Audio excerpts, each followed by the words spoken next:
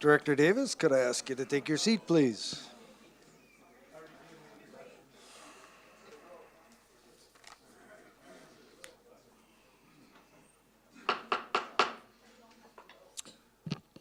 Good afternoon, everyone. Welcome to the regular Electoral Area Services Committee meeting of September the 5th. My name is Ian Morrison. I'm the chair of this committee.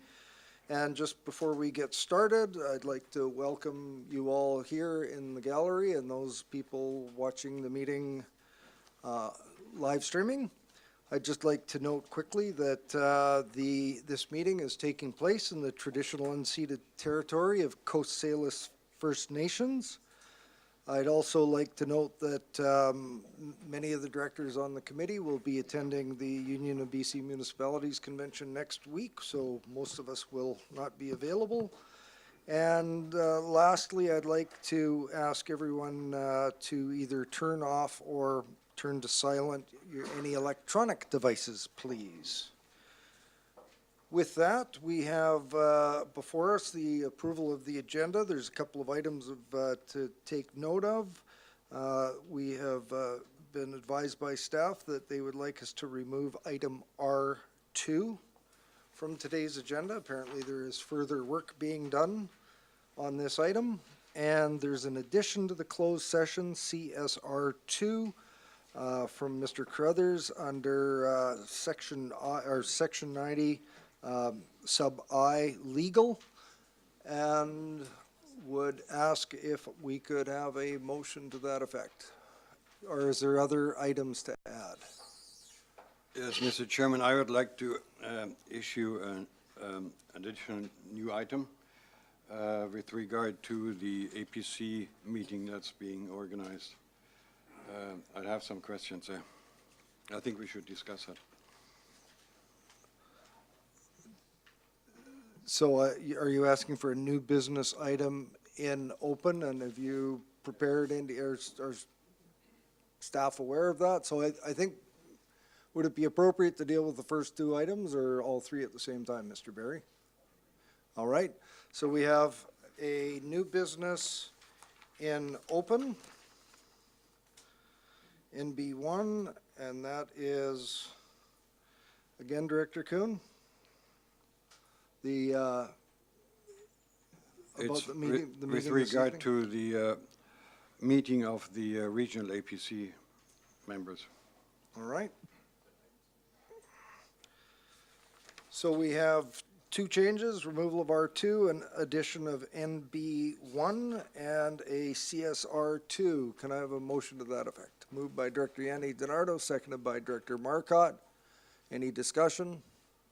Seeing none, I'll call the question. All those in favor and those opposed, that motion carries.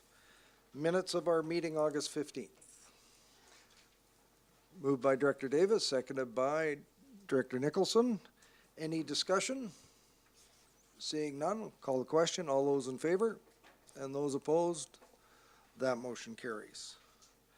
Mr. Blackwell, any business arising from those minutes? There's no business arising. Excellent, thank you. Now we come to the public input period, and this is an opportunity for members of the public to provide input to the committee on items on our agenda today. The policy and procedure is before you, and I invite you to come to the microphone. You have a maximum of 3 minutes, and can you turn on the button to make sure the red light on the top of the microphone is on?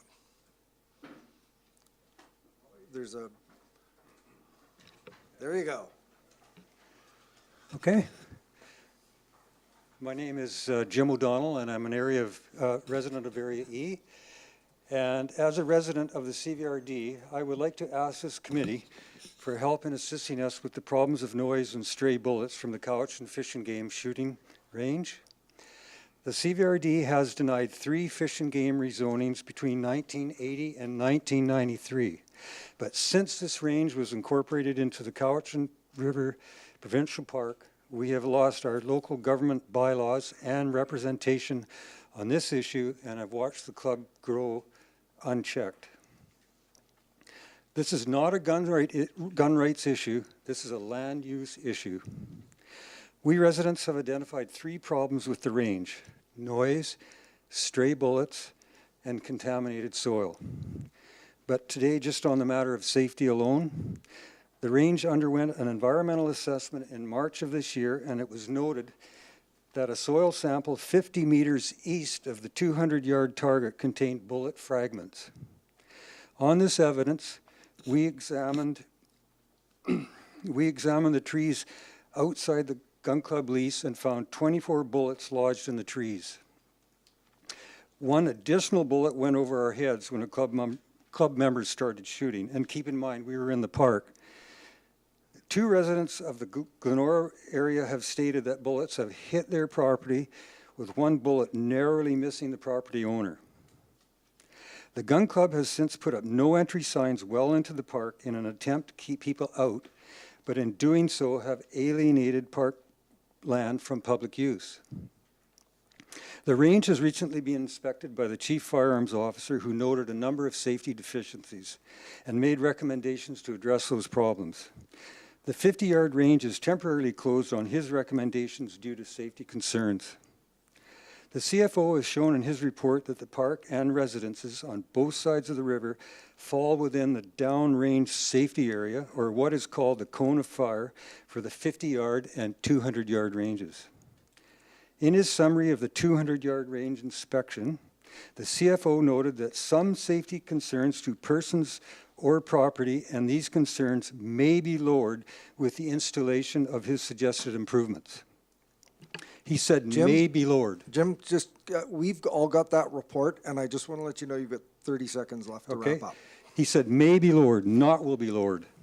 He cannot say with any certainty that residents or people in the park will be safe, and this report validates our concerns. I am appealing to the Electoral Area Services Committee and the CVRD in general to help residents in any manner they can. The hobby of the shooters is really our personal hell.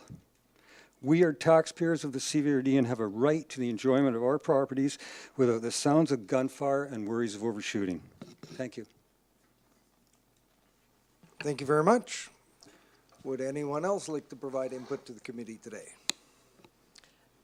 Donna Anderson, Cobble Hill, but I'm speaking as a former resident of Couch and Bay.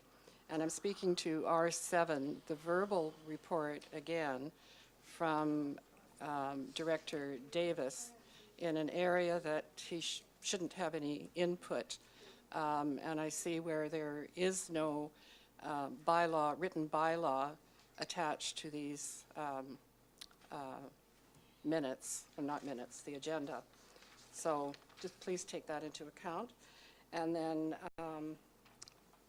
there is a delegation under number 5, and I'd like to remind people that this property is owned by Pacific Industrial Marine, who do a lot of community work, not only in the Couch and Bay area, but in other areas. And they employ between, I don't know how many, 60 to 100 people, at least 60 up to 100 people. And these are jobs that provide a living wage. Pardon me, I have a cold. So I'd like you all to take that into consideration. Thank you. Thank you very much. Anyone else like to provide input to committee today? Good afternoon, everyone. My name is Wes Lancaster, and I'm the treasurer of the Cowichan Fish and Game Association, and I want to give you my 2 cents worth. I think it'll take less than 3 minutes. First of all, the director's report that brought us all here today on this matter contains 3 concerns: noise, lead, and the safety of the area residents. And she says little has been done about this, and I just want to clarify that point. As far as lead goes, or the noise pollution goes, we have hired independent noise researchers and studies. They have been done, and we've installed sound abatement baffles in the range at considerable cost, and they have brought the noise level down to well within the legal threshold of noise. So we have done a lot. We have done a lot to mitigate that. And in fact, on Sundays, we allow only rimfire shooting, which is very quiet, small caliber, small gunpowder rounds. We've done that so not to make noise on Sundays for the neighborhood. The other thing we've done is we've curtailed our shooting hours. We're legally allowed to shoot from 9 to 5 every day with our permit, but we don't. We have cut that back by 30% on all areas. So we have taken these complaints seriously, and we've done a lot about them. The other thing about this safety issue, gun bullets leaving the range, and the area director has provided a picture of a very intact bullet lodged in a tree. That's all it is. It's not documented anything. It's just a picture of a bullet in a tree. Where are these GPS coordinates so we can go and find it? Look at the ballistics on it. Where are these other GPS coordinates of the other bullets? In fact, we're not the only ones that shoot in that area. There's gravel pits, there's mountains all around, and it's well known other people shoot. Who's to say even if it is there, it's ours? The other thing is, the gun range has been there for many, many years and provided a safe and controlled environment for the citizens of our community. We currently have well over 400 members that enjoy this range. They don't all come out all the time. Some of them only come out once a year to target in their hunting rifle, and that's about it. What we've got here is a group of self-enlightened, self-interested people led by a rebuked former director of the gun club who's on a personal vendetta and have done nothing but lobby various levels of government to get the gun club shut down. Here's what they've done. They've said, oh, now you can't shoot in a park. You can't shoot in a park, so we got a permit to do that, special permit. Oh, you can't shoot near a caretaker's residence, so we got a special permit to do that. Then it was, oh, you can't even be in a park. How dare a gun club be in a park? Well, that's nonsense. Wes, you've got 20 seconds. 20 seconds? Okay. What I'm saying is let's recognize this for what it really is. Not reflective of the actual neighborhood. It's a group of self-interested and disgruntled former director. Thank you. Thank you very much. Would anyone else like to provide input to committee today?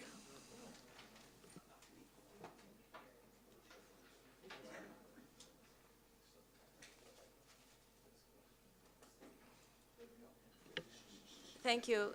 My name is Brenda Dawn. I am a member of the Couch and Fishing Game and a director as well.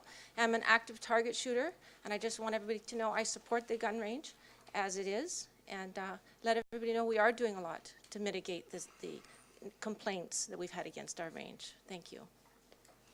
Thank you. Welcome. Good afternoon. My name's Sharon Hosborough, and I'm the applicant for Weston Steve Doring's rezoning application.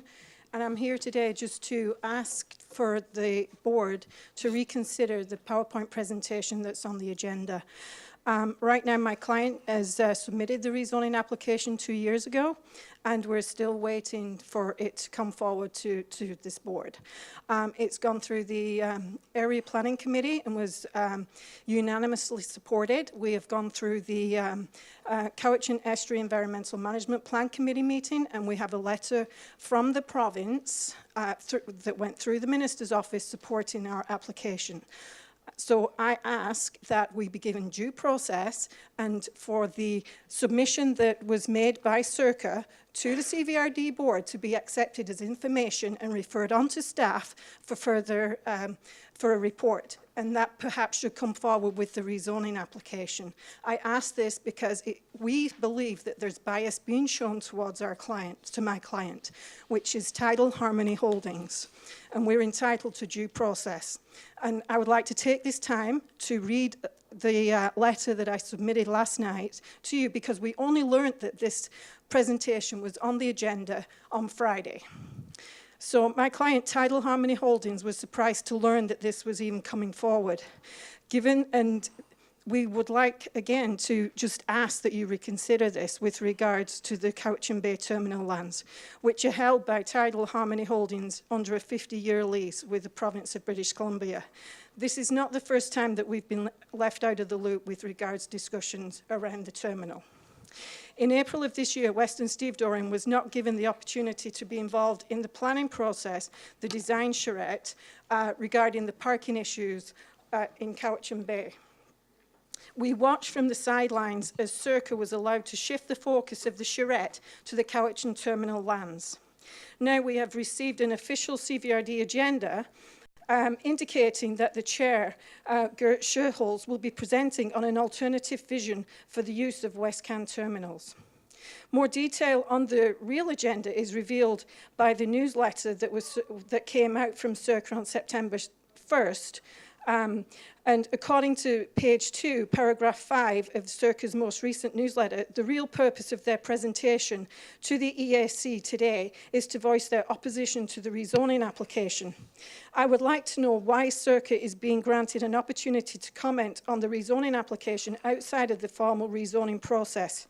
Circa has already been given an opportunity to present at an interagency Cowichan Estuary Management Plan meeting on the topic, and have met directly with the Ministers of Environment and Forests. It is possible that Circa was... Brenda, can I get you to stop for just a second? You've used your 3 minutes. I have Okay. to turn to committee and ask if there's any inclination to allow you to continue past the 3 minutes. I need a motion. Moved by Director Yanni DiNardo, seconded by Director Kuhn. I believe it takes unanimous consent to allow her to continue. You have a point, Yes. Director Davis? Yes, I Go read ahead, her Direct- email last night, so I don't And know. that was distributed to all of the committee members. So I would ask that perhaps you not read your whole item, and Okay. and if you could, please Okay, I'll wrap up. be- So I'll be- please, yeah. I have to call a vote on whether to allow you to continue. So all those in Okay. favor? Those opposed? Your time is up. Thank you very much. Okay, thank you. I believe we have enough time for one more person to come forward during the comment period. Please come to the microphone.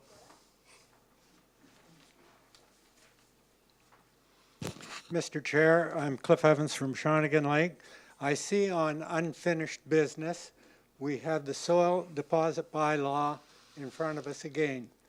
I looked at the new amended bylaw, and it looks pretty good in a lot of ways. There's a couple of points, though, that we would like to see in there.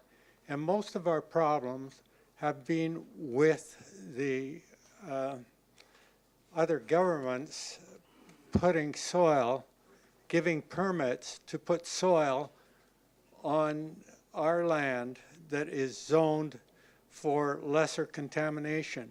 And if there's any way possible to put a clause in there saying that in all cases, when reclamation is taking place of mines or solid waste dumps, that it should adhere to the CVRD zoning unless it has a zoning approval of variance from this board.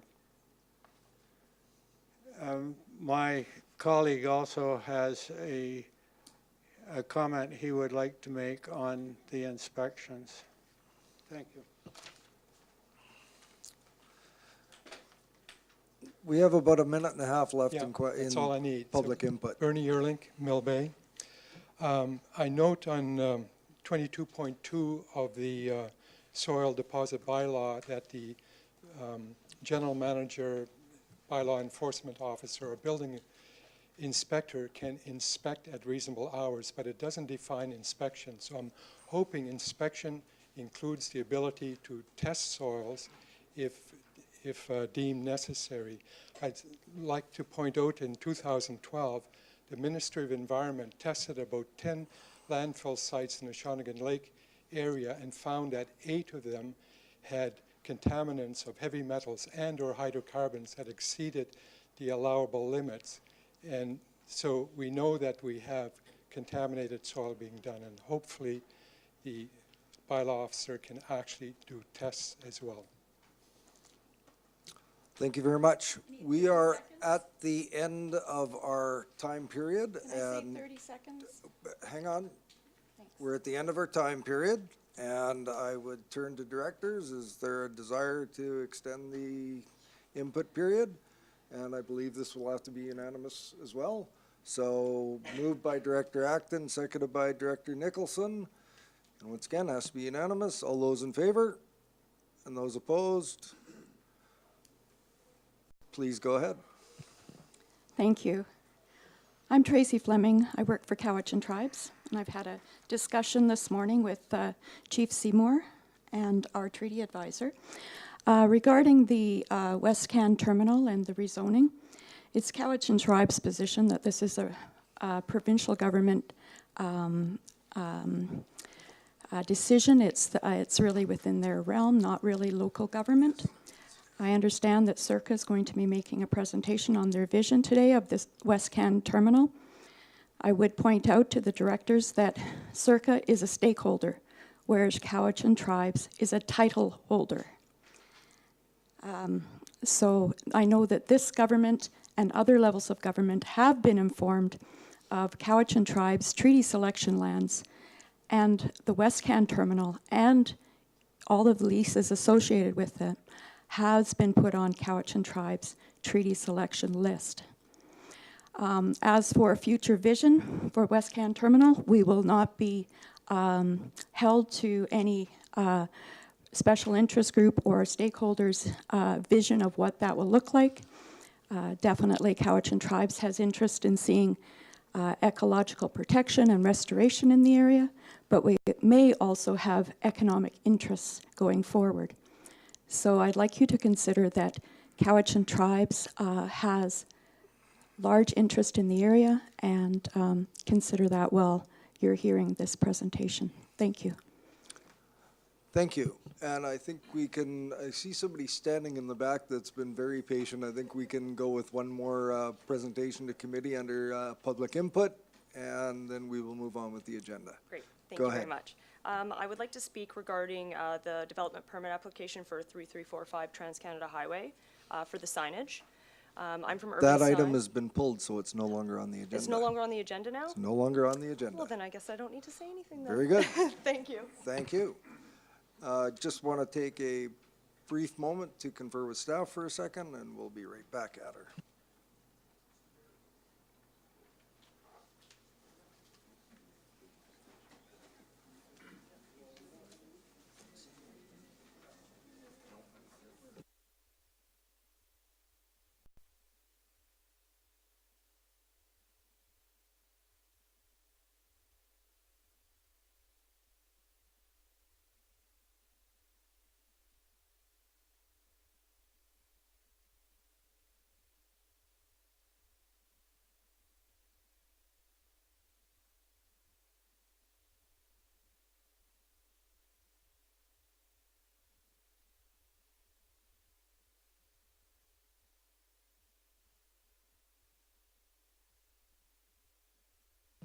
All right, can I have committee come back to order, please? And I just, going on to the next item, we've sought some clarification from staff in regards to the next item on the agenda, D1.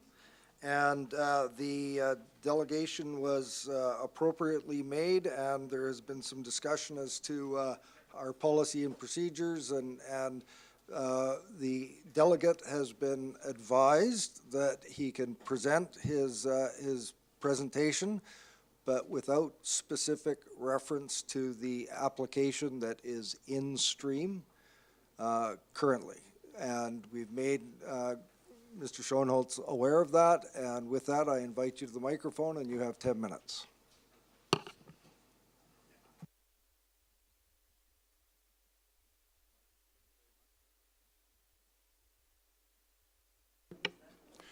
Thanks a lot, Mr. Chairman and the board, for giving us the opportunity to share with you the results of a brainstorming we did jointly with the Bank of Ireland University about a year ago. This is where we are fully aware the leases, currently the Crown leases in the estuary, they have another 27 years. But we thought, well, it might be interesting to do some brainstorming and to see, well, how the estuary should look like in 30 or 40 years, and to come up with some ideas, so after the leases expire, to see what could be done really, which would be in compliance, and not only that, which would be complementary to the management plan, which, by the way, is totally outdated, it's 35 years old, and also with the OCP, which foresees conservation management as number one in the Cowichan estuary, and nature conservation as the economic driver through tourism. Okay, just for those who don't know the Cowichan Estuary, I think everybody is familiar with it. The area in black, those ones are crown leases, current crown leases, and the only ones in the estuary. Our vision, which we came up with, was that it was very important actually to incorporate this area into the CVRD. So right now there are overlapping jurisdictions and all sorts of overlapping things, lots of stakeholders.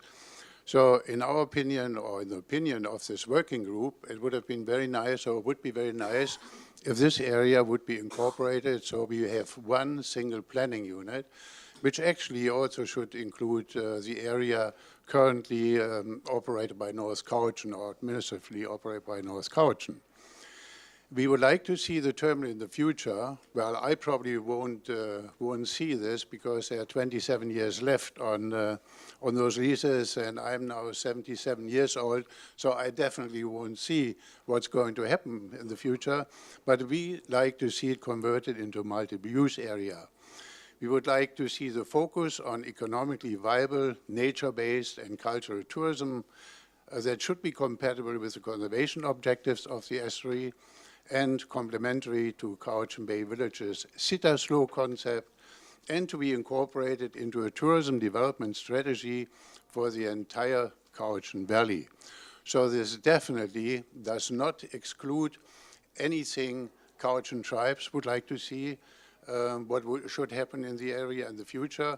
It is complementary to many of the things we share common interests actually with Cowichan tribes. We would like to see the area being used as an educational training and learning center to capitalize on the high potential for raising the public awareness of an area which is located in the heart of the estuary. We definitely would like to see contributing to the tourism industry and to be turned into a prime tourist destination, with tourism being the economic driver of Cowichan Bay. The conceptual site development plan. Say, for example, we would like to see a beach laboratory to establish a marine-related research station which could serve VIU, UVic. UVic is coming out there already. With students every year, we take them in the estuary with coastal geography classes.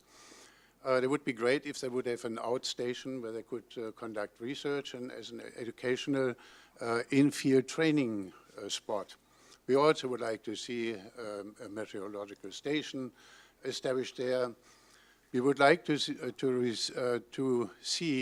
the dock, which is decrepit in most parts, the government dock, to be removed, partly removed and partly rehabilitated, to accommodate a commuter ferry taxi like we see, for example, in Victoria, because we would like to see part of the area converted into parking area for overflow parking.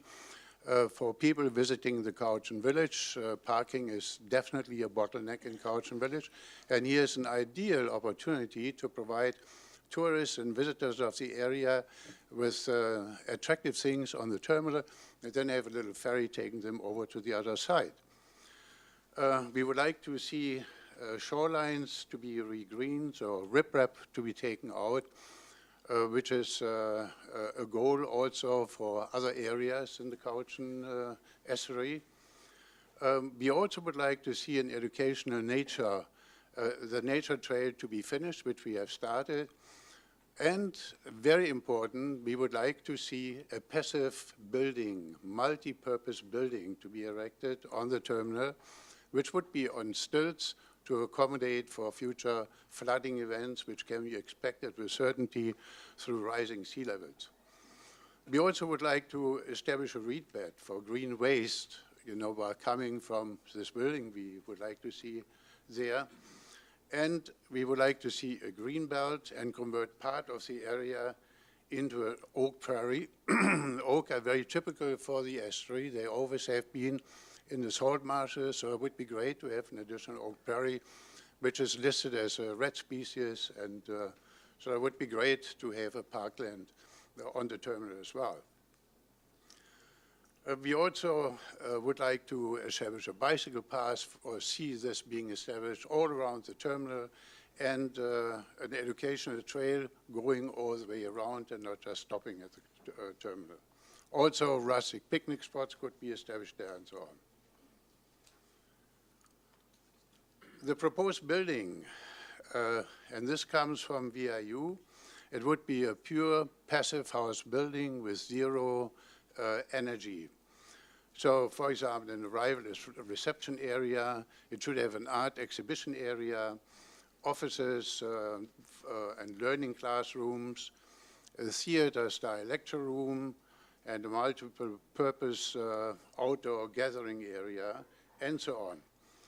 So the benefits of a multi-purpose building would be to provide natural walking and picnic areas to guests, which also could be taking in those exhibitions or whatever is happening in this building.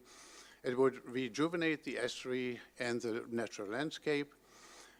It should become an eco-tourist attraction for local community and beyond, and it should stimulate the local economy with increased tourism and potentially more jobs. We calculated the number of jobs we could create on it, for an alternative vision like this, and it is astounding, and especially the spin-off effects. We would like to promote a sustainable economy and a healthy living in the region through shows and lectures and workshops and so on. It would be an eco-friendly net zero building, built from local materials, built with local labor, and reflecting the culture and rural architectural settings. It definitely would 2 create minutes jobs. left.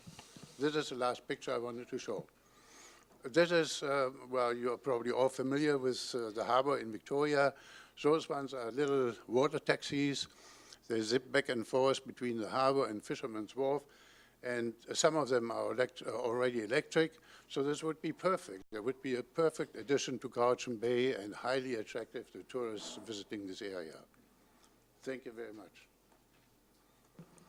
Thank you for your presentation. Director Yanni DiNardo.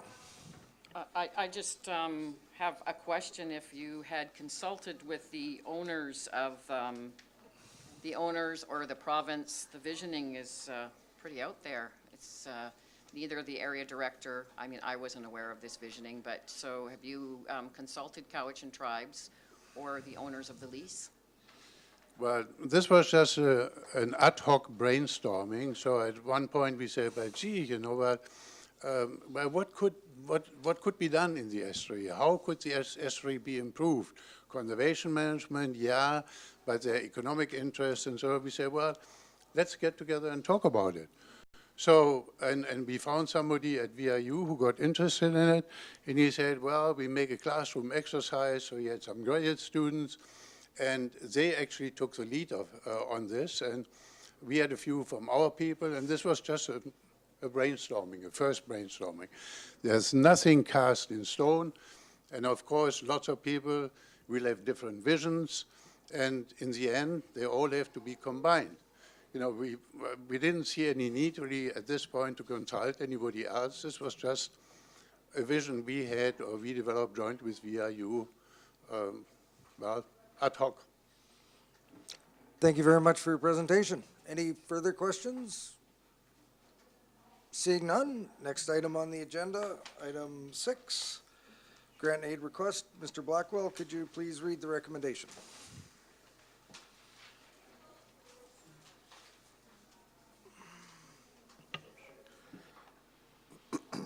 So thank you. The recommendation before you is that it be recommended to the board that a grant and aid electoral area F, Cowichan Lake South, Scotts Falls, in the amount of $1,500 be provided to Honeymoon Bay Resort Association to support costs related to the gravel removal on Sutton Creek to improve salmonid spawning and mitigate flood risks.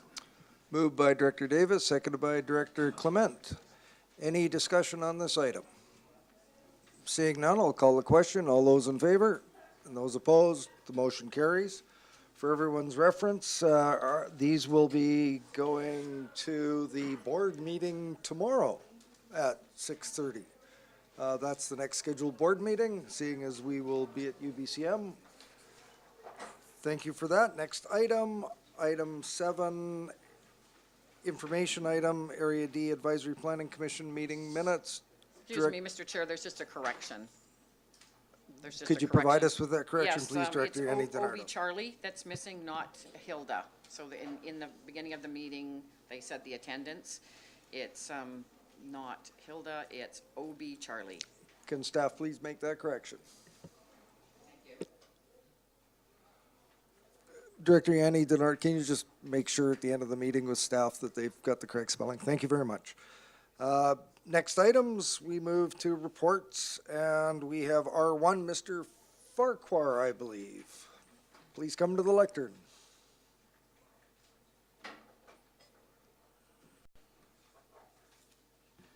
Thank you, Mr. Chair. Good afternoon, committee. Before you is a staff report concerning a referral from the board's May 23rd meeting in regards to a report that was brought forward by Director Nicholson with regards to the BC Park safety issue regarding the Cowichan Valley Fish and Game Association. Through the direction of the board, invitations were also extended to the Cowichan Valley Fish and Game Association, and Mr. Jeff Maxwell, president, is here. And to BC Parks, we have Christine Rickley, who's the operations supervisor for the Cowichan Valley area for BC Parks. They're both here to provide you with some information in addition to the reports that are attached to the staff report that were also provided by BC Parks, and any questions or discussion the committee may wish to have with both of these individuals. So I will turn it over to both of you. Mr. Chair. Please come forward.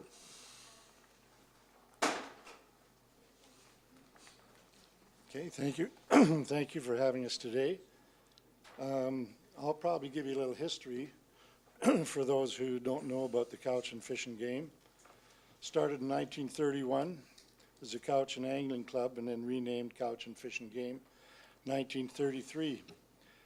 Things that we've done, I'll shorten this up. 1960, the Cowichan River Trail was started by the Cowichan Fish and Game and maintained by the Cowichan Fish and Game up till a few years ago. They helped started the Cowichan Bay Boat Launch. Alf Atkinson was one of the instigators of that, that this CVRD now enjoys down there is Heckett Park.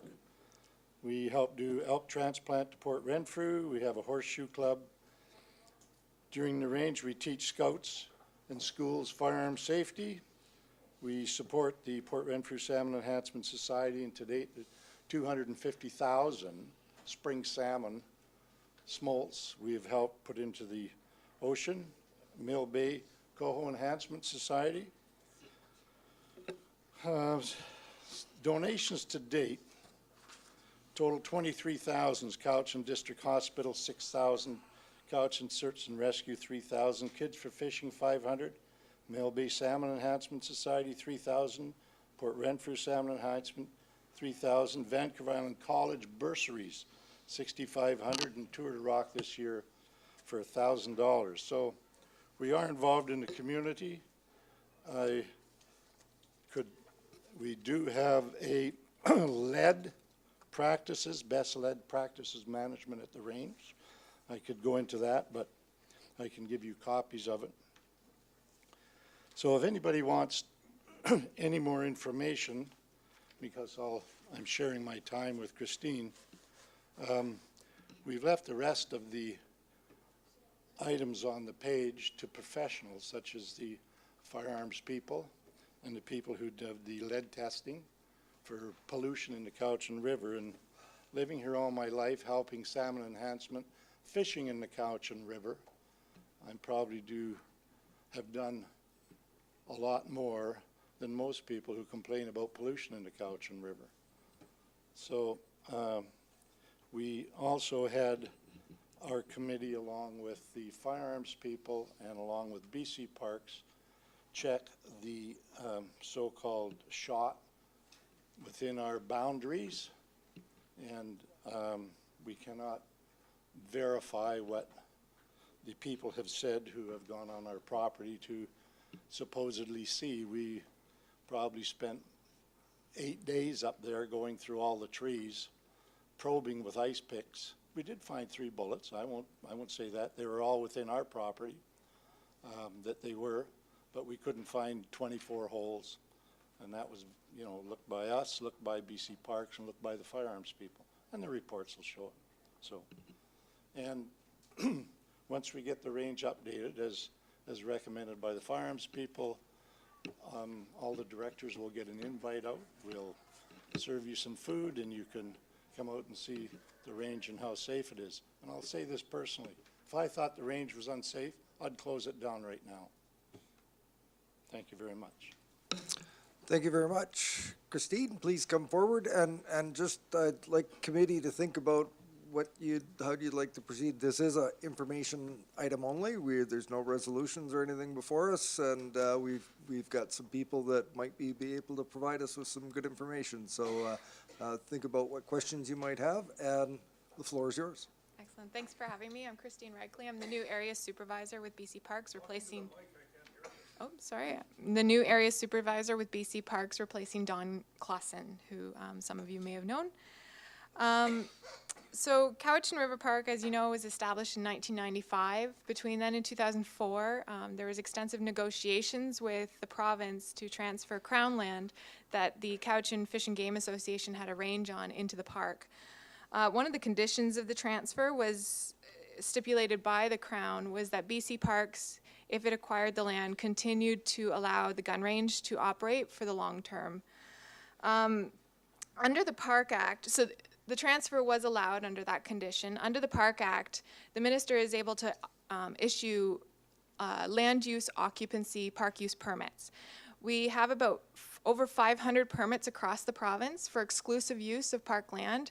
They range from things like the range to commercial cabins, private cabins, even utilities, roads, and communication towers, things like that. So individual use of parks is allowed in parks through park use permit programs. So at that time, when the range was transferred to the park, it was decided to issue a long-term park use permit, a land use occupancy permit to the range. That was a 30-year land use occupancy permit that was in, I believe, 2006, 2007. Regarding the safety issues, when BC Parks received complaints of projectiles leaving the permit area, we did ask, we told the Cowichan Fish and Game Association to obtain independent third-party investigation of that report. It was decided that the chief firearms officer was the best qualified professional to do that, as they regulate firing ranges. So the inspection was done through the regulated process as carried out by the RCMP's firearm program. The findings of the investigation, the firearms officer came in to investigate are projectiles leaving the area. The complaint that projectiles were found outside of the permit area were partially validated. However, given the range had operated for 70 years in various configurations, not necessarily the one that's used today, the firearms officer was unable to confirm if the projectiles had arrived there during the current configuration or even when the park was a park. So instead, the officer evaluated the evidence to see if projectiles had the potential to leave the area, because they couldn't confirm whether they had or not during this configuration. Under that new lens, I'll touch on the 50-yard range first. The firearms officer did find that there was a likelihood of projectiles leaving the 50-yard range from ground strikes. And with evidence of ground strikes found, the chief firearms officer, the CFO, suspended the 50-yard range approval. Cowichan Fish and Game Association immediately complied with that suspension. So they have closed the range. To reopen that range, the chief firearms officer has required a number of maintenance issues or improvements to that 50-yard range. And once those are completed, Cowichan Fish and Game Association will require a follow-up inspection in order to have their approval reapproved and to open that 50-yard range. With the 100, 200, and the trap range, the firearms officer found that there was no evidence of ground strikes in that range. However, he did recommend for for safety a few improvements. But given his professional opinion, he found there was no reason to close the 100 and 200 yard range in the trap range he found fine. We have decided to rely on his opinion or his findings as the qualified expert in firearms safety. Couch and Fish and Game Association did take to heart some of his recommendations that were made in the report for safety improvements, and I can bring Jeff back up to explain some of those, but they have included installing ground baffles to avoid ground strikes. Even though none were found, it is a safety measure, and improving the berms around the range. So overall, the Chief Firearms Officer from the RCMP concluded that the range was well maintained and operated in a safe manner, and there was no reason to close the entire range. BC Parks has chosen to rely on those results, and we've allowed the permit to continue. I know I was called in to speak to the safety aspects specifically, but I don't know if we want to go into the reports about contamination. Hang on, let me look to the committee. What's your pleasure? I'm seeing nodding up and down, so why don't you continue on that vein? So I don't have as many notes on this, but we have heard concerns about lead contamination at the range. We consulted Ministry of Environment. Sounds odd because we are Ministry of Environment, but we're not the experts in contamination and hazardous waste and such.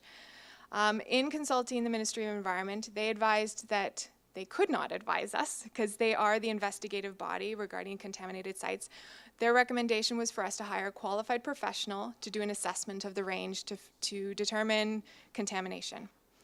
So I think in your report we included the preliminary studies of those initial reports by a qualified professional, Trillium Environmental.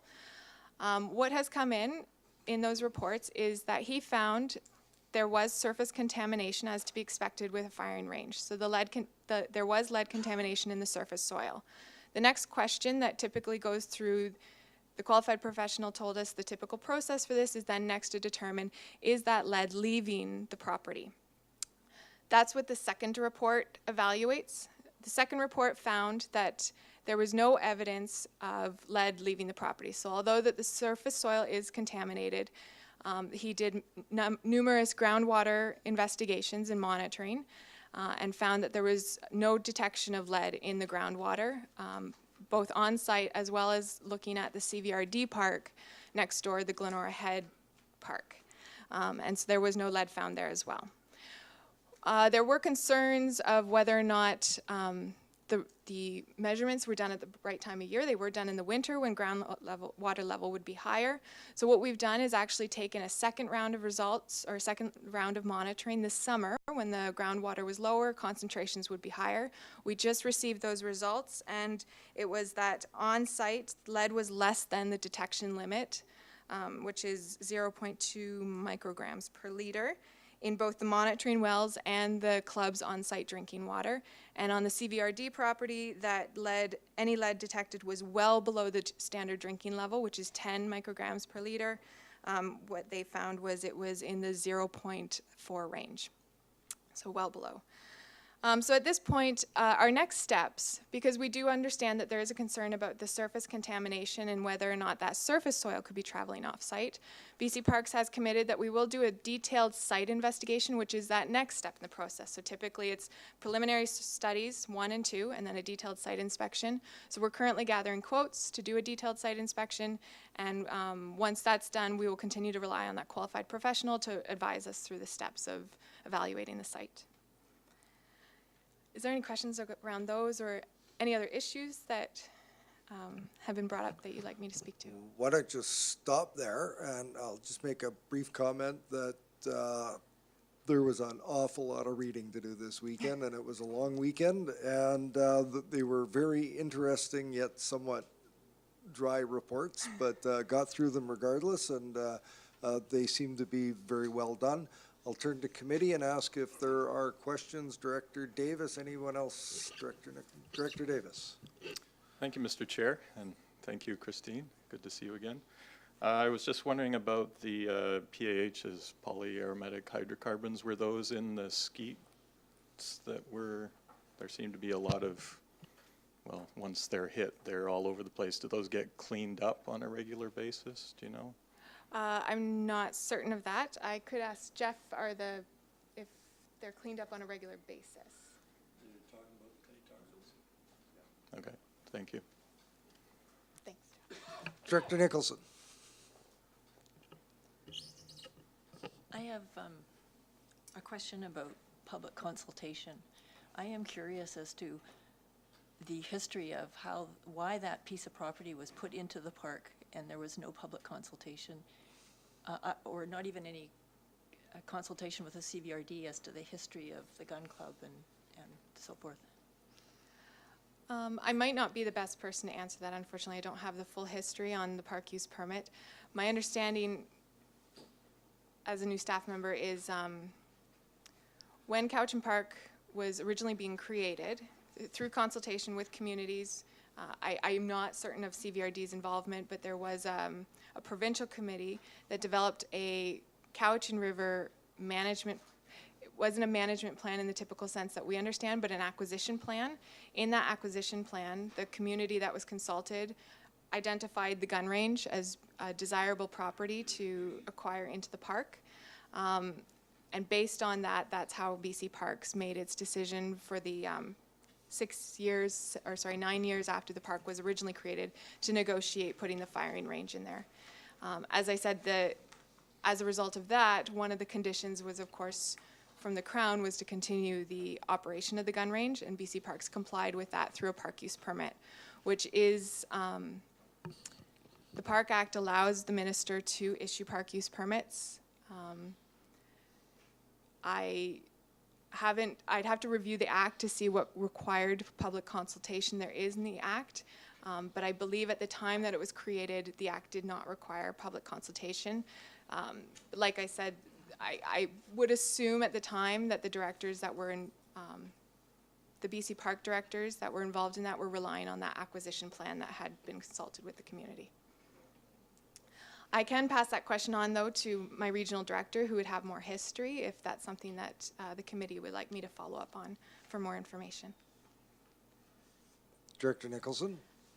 Well, I am really curious because I know, I believe I've read that Parks policy now is that you would consult with the community before you entered into a 32 or 6 or however many years lease agreement with for a use in a park. Is that not your current policy? I would have to read the policy exactly, but I would expect that, yes, if that is the policy at this day, it likely wasn't in 2004 when this was originally started. That wasn't that long ago. My other question is to do with the signage that has been put up in the park. So, you know, are you expanding the lease area of the park to accommodate the safety area outside of the current lease? Because there are signs saying do not enter that go out quite a ways into the park now.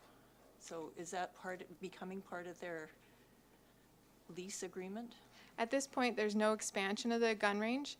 In walking the gun range and looking over the maps, one issue we did find is that the new fence that encloses the gun range is actually well inside the permit area. The permit area actually goes all the way to what is probably known as the old fence.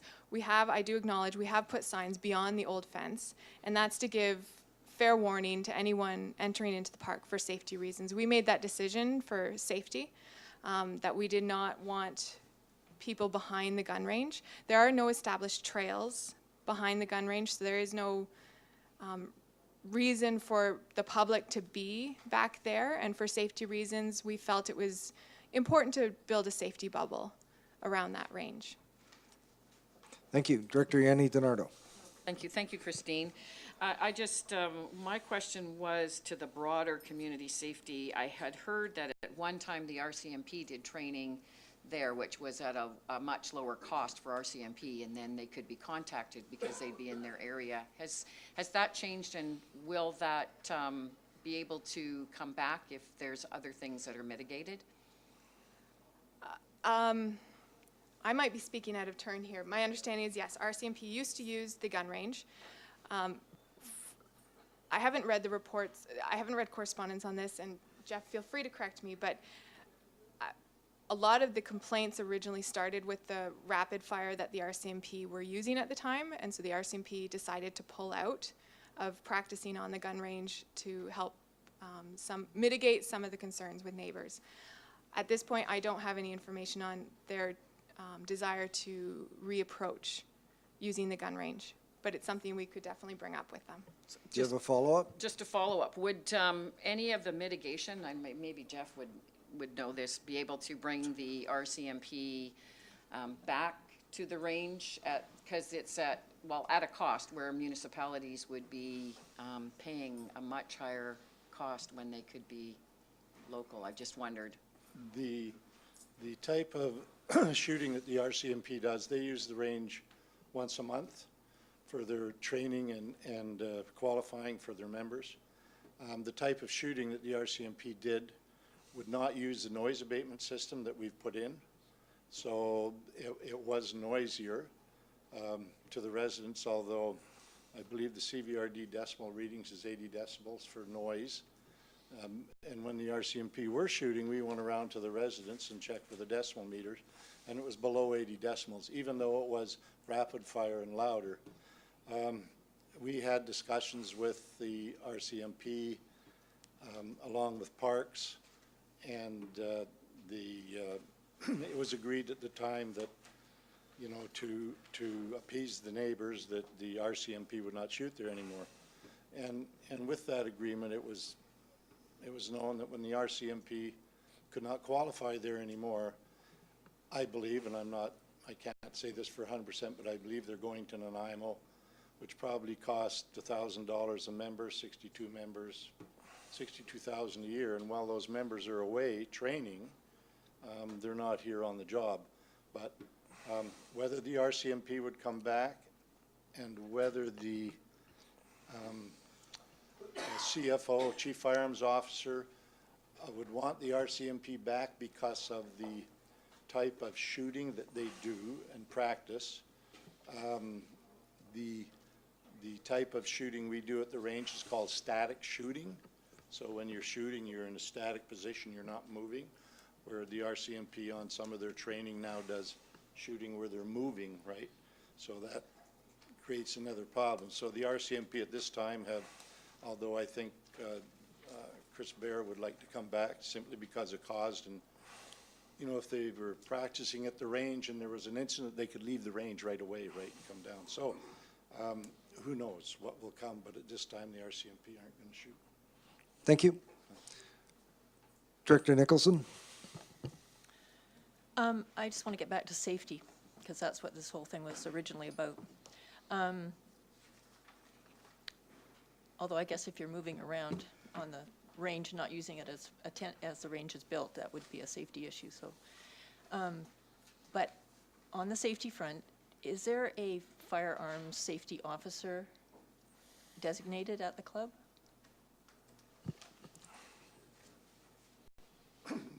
There's what we call RSOs, range safety officers, and I believe there's about 15 trained. 22 trained right now.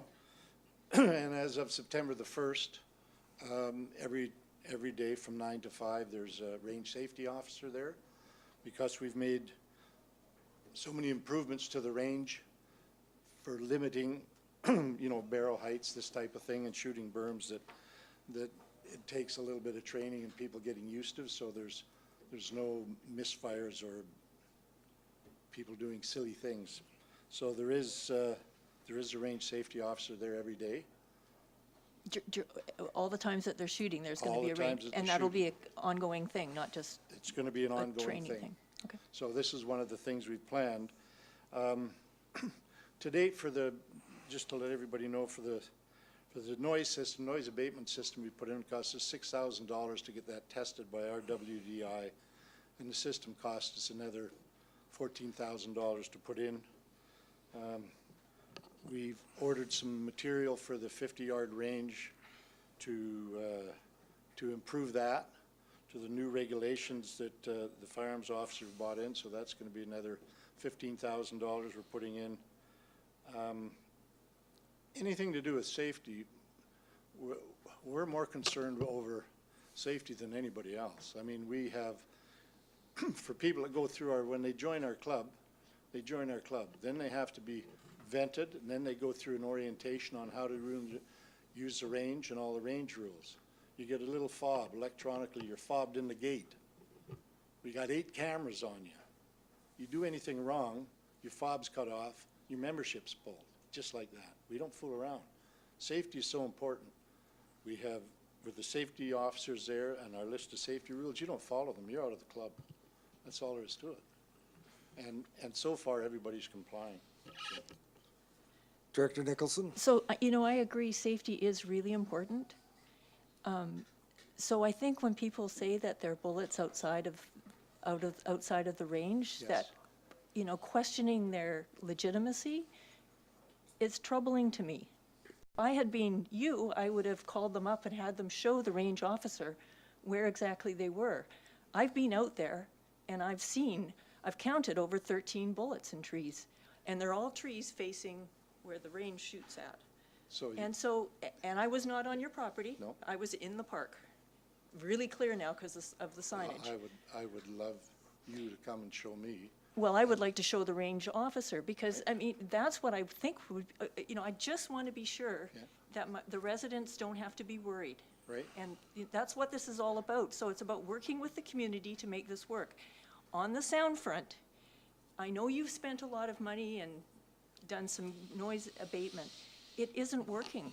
The people in their residences are still finding it very disruptive.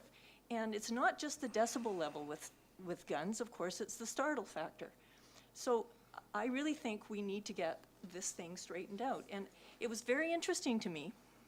I spent some time reading this weekend on old files. So in 1980, the first application came forward to rezone the gun range. And it went through till 1993.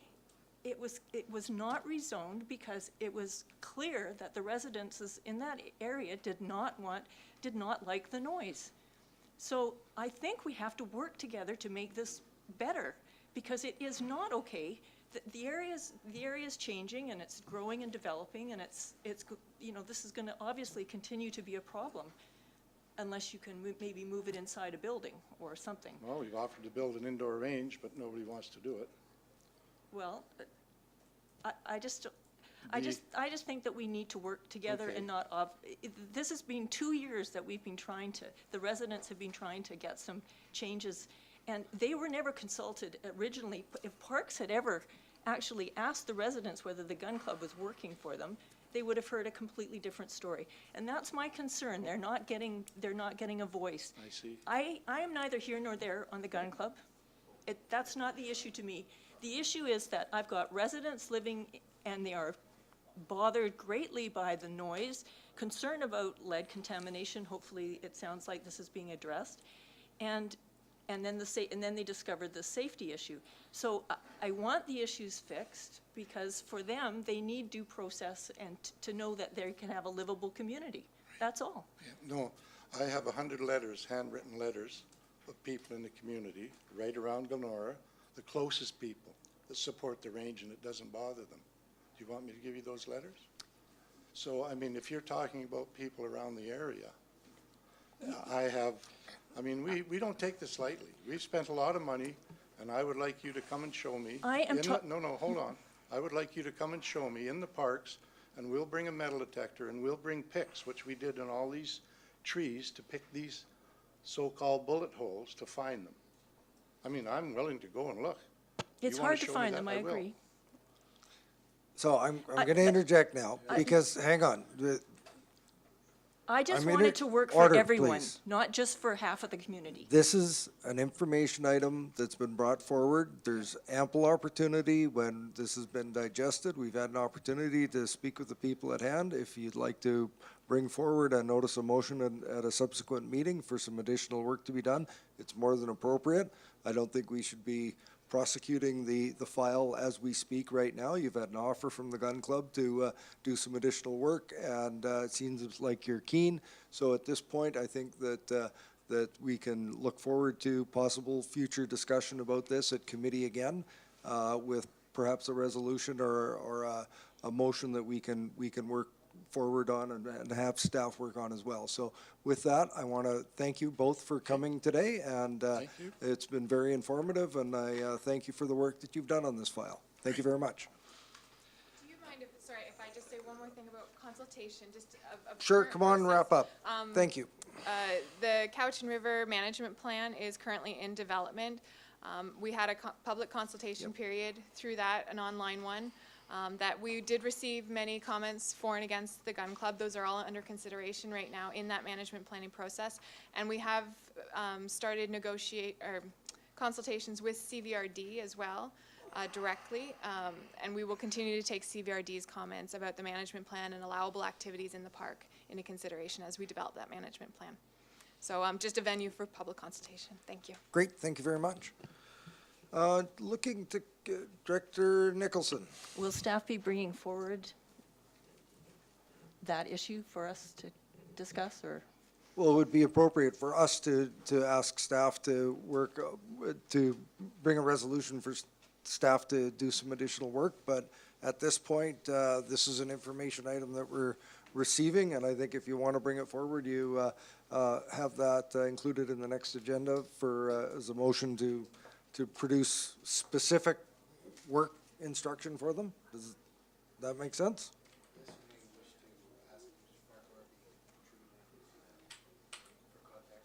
Mr. Farquhar, would you like to contribute something for context on this? Not at this point? Direction of committee, exactly.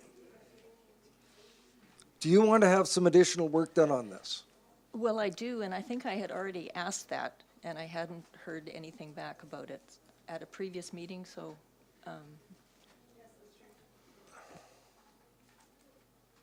Well, we will have to review the record. I thought this information that was coming to us was part of the consideration of this.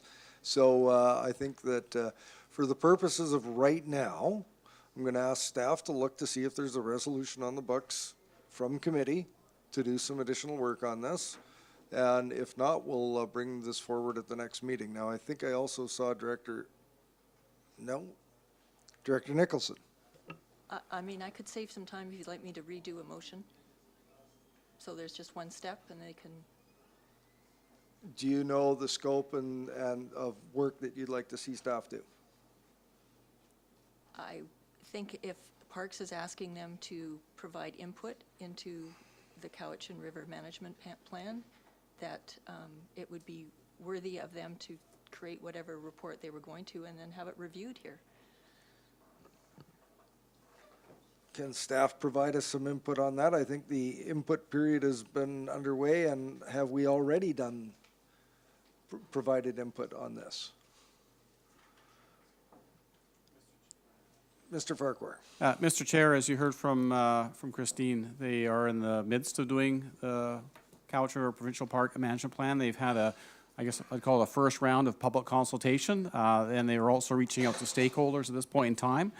They have met with staff once already to get some preliminary feedback and some oversight in terms of the relationship of parks that we have in the area and things like the Cowichan Valley Trail. However, staff fully expect that this process is going to take some years, and there'll be plenty of opportunity for additional input. And we will certainly look forward to the direction of the committee if there's any specific issues or topics that the committee wishes to have focused on in terms of the input to BC Parks, and we can certainly bring forward a summary report in future for consideration by the committee, as well as to the key issues or areas of note that staff have identified, and add to that at the wishes of the committee. Okay, understood. So do you wish some further action than that, Director Nicholson? I'll bring forward a motion next time, I think. Thank you. Any further discussion on this item? Seeing none, I think we should take a couple of minute break, and we'll reconvene in 5 minutes.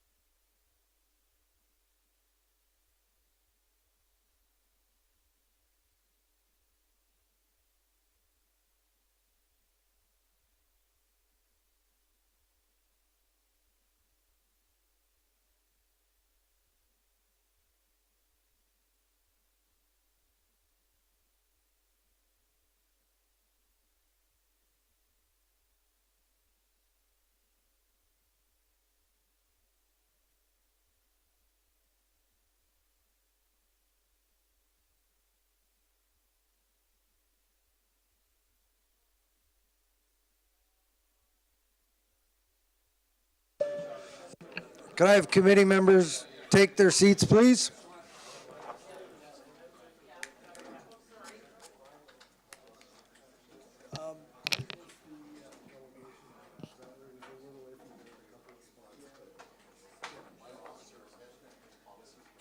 Yes. We have a quorum. Mr. Munn. R2. R3. Won't make any Star Wars jokes. All right. I know, I found it a little warm a few minutes ago. Good afternoon, committee chair and committee members, public attendees and staff. I'm here to report on development permit application DP 18B05, which is 2360 Damascus Road in the Shawnigan Lake Village area. As you can see, it's a double fronting property. It's 0.4 hectares in size, fronting on Damascus and Renfrew Roads.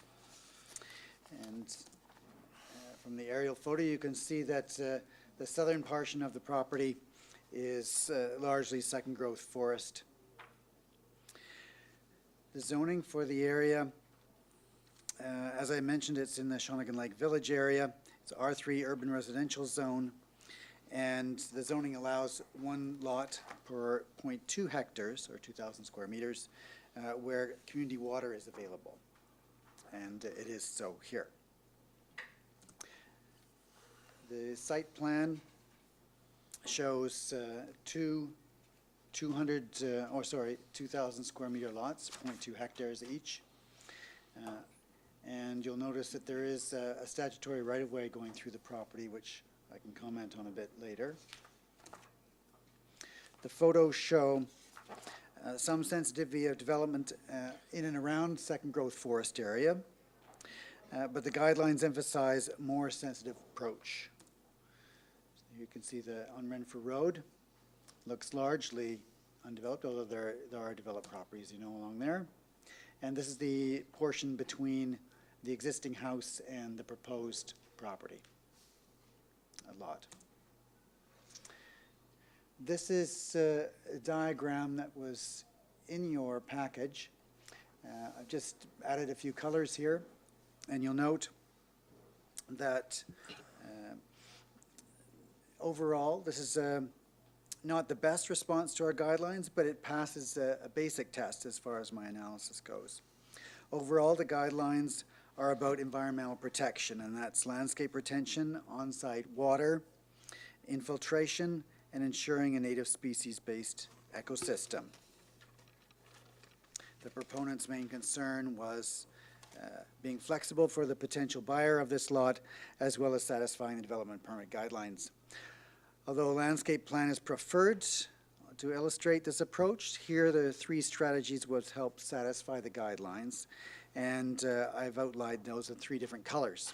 The green represents the 60% of proposed Lot A area as retaining landscape, and this is a main principle of the Ministry of Environment developed with care principles and guidelines. It also serves as a water management, being a permeable surface for retaining that landscape.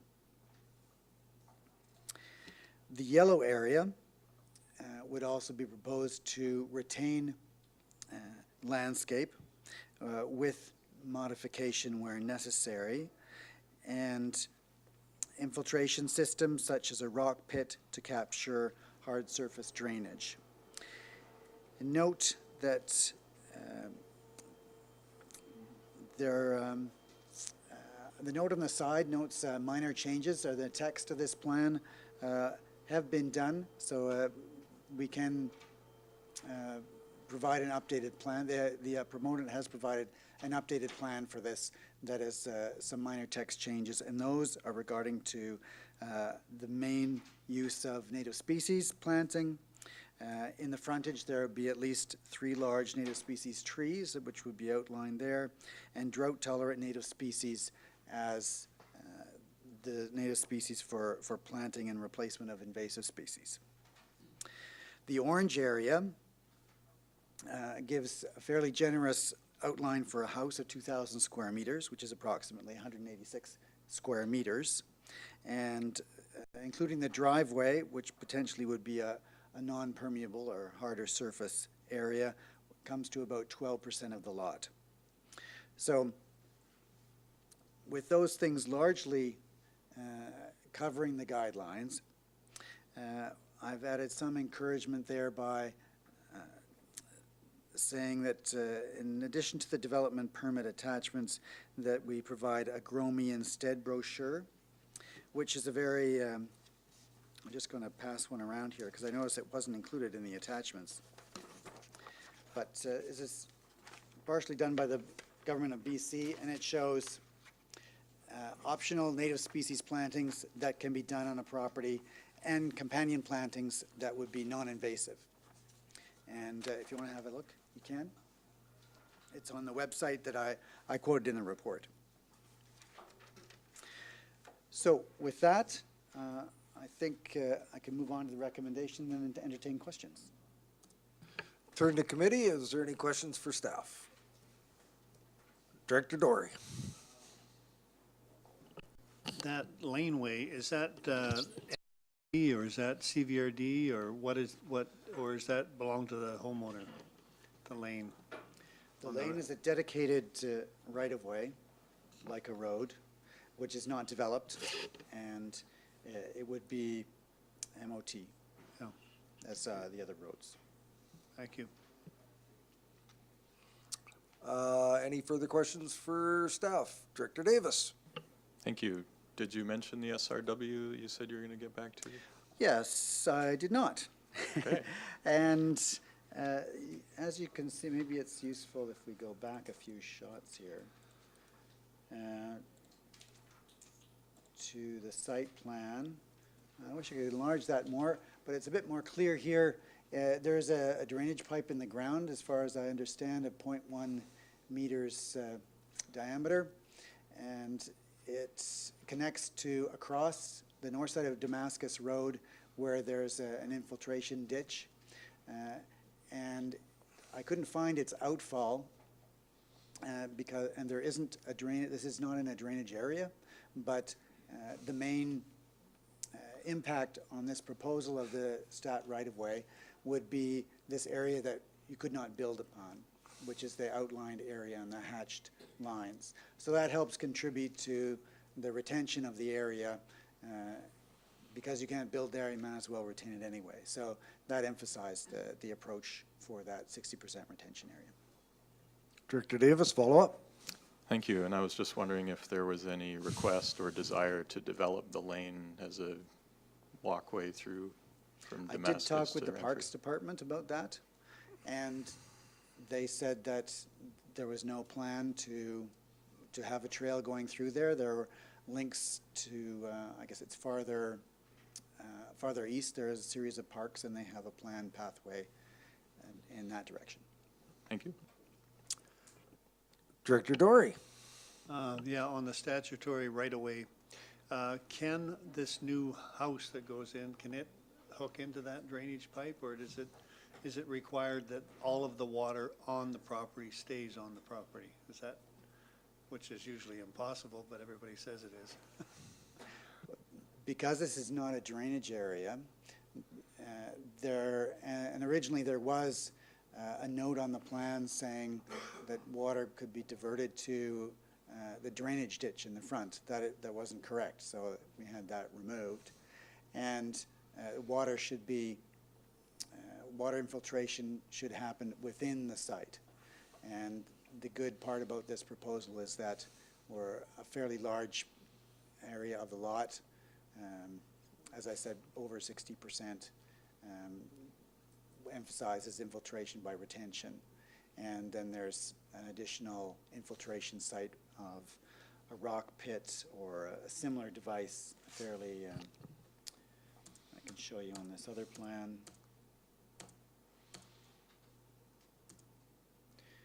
In the, you'll see the orange outline of the house, And just to the left of that, there's a black square. And the copy isn't very good, but it says below stormwater infiltration system. And the wording has been corrected to say example rock pit. Any further questions for staff? Seeing none, is the applicant here today? Yes. Do you have anything to add, or does, okay, he's got nothing to add. Any questions of committee for the applicant? Seeing none, turn to the director for the area. I would like to move the recommendation, but only as long as the new people do Halloween just as well as the other side. So there's been a mover for the recommendation, seconder, seconded by Director Davis. Mr. Blackwell, would you please read the recommended resolution? Thank you. About the Halloween part. I was wondering if the committee wanted to see a new development permit for Halloween decorations. No fireworks. Gotcha. Thank you. The recommendation before you is that it be recommended to the board that development permit application number DP 18B05 at 2360 Damascus Road be approved with the following requirements. 1, retain the landscape and maintain rainwater as per the attached sketch proposal by Kenyon Wilson, professional land surveyors, dated August 22nd, 2018. 2, remove all invasive species and plant road frontage and disturbed areas with drought-tolerant native trees and other species as per the Grow Me Instead brochure from bcinvasives.ca. 3, that the General Manager of Land Use Services be authorized to permit minor revisions to the permit in accordance with the intent of Development Permit Guidelines of OCP Bylaw Number 2650. Everyone's clear on the resolution? Call the question. All in favor? Those opposed? That motion carries. That should go to, is that going to tomorrow's board meeting as well? It's going to tomorrow's board meeting. Next item, R4, Ms. Herrera. Thank you, Mr. Chair. Okay, so this application is for development permit with a variance at 1820 Wellman Road. The subject property is located within Electoral at the southern end of Shawnigan Lake, as shown on this overview map. The lot itself has a triangular shape and is at the end of Wellman Road fronting on the lake, and the zoning is R2. This is an aerial photo of the site and surrounding area. Most of the development in this area is along the lakefront or within close proximity to the lake.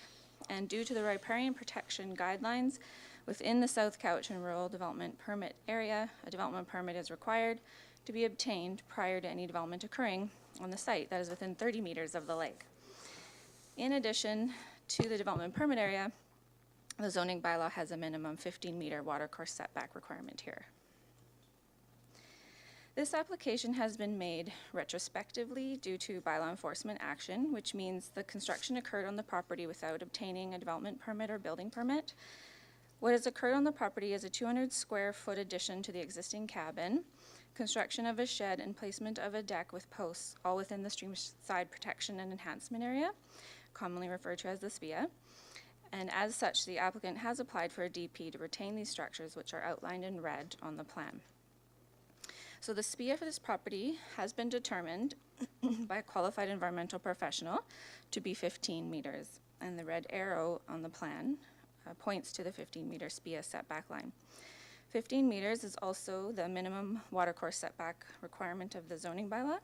And you can see on this plan that the existing cabin was already located within the 15-meter riparian SPIA and the 15-meter watercourse setback of the zoning bylaw. And the provincial riparian area regulations, which is what our development permit area is based on, and the CVRD zoning bylaw both grandfather in the existing cabin. And as such, the cabin is permitted to remain in this setback area, and it is only the new construction in the SPIA that is the subject of this application. So I have a few slides of recent photos of the property. So this slide shows the view into the lot from the edge of the road, and the driveway curves down to the water, and you can see there are a lot of mature trees on the property. The picture on the left here is the side view of the existing cabin as seen when entering the property. And on the right is a photo of the cabin where it fronts the lake. And the cabin was 500 square feet, and the addition has added 200 square feet. The dashed red line shows the transition between the existing cabin and the new construction. And the addition has a higher roof line there. So a similar photo here, and you can just see the full extent of the addition, and again the roof line, which is higher, and the transition line between the existing and the new. And the other photo here on the right is the new shed, and the shed is 100 square feet and does not require a building permit for the construction. However, it is subject to the riparian protection development permit area and requires approval through DP.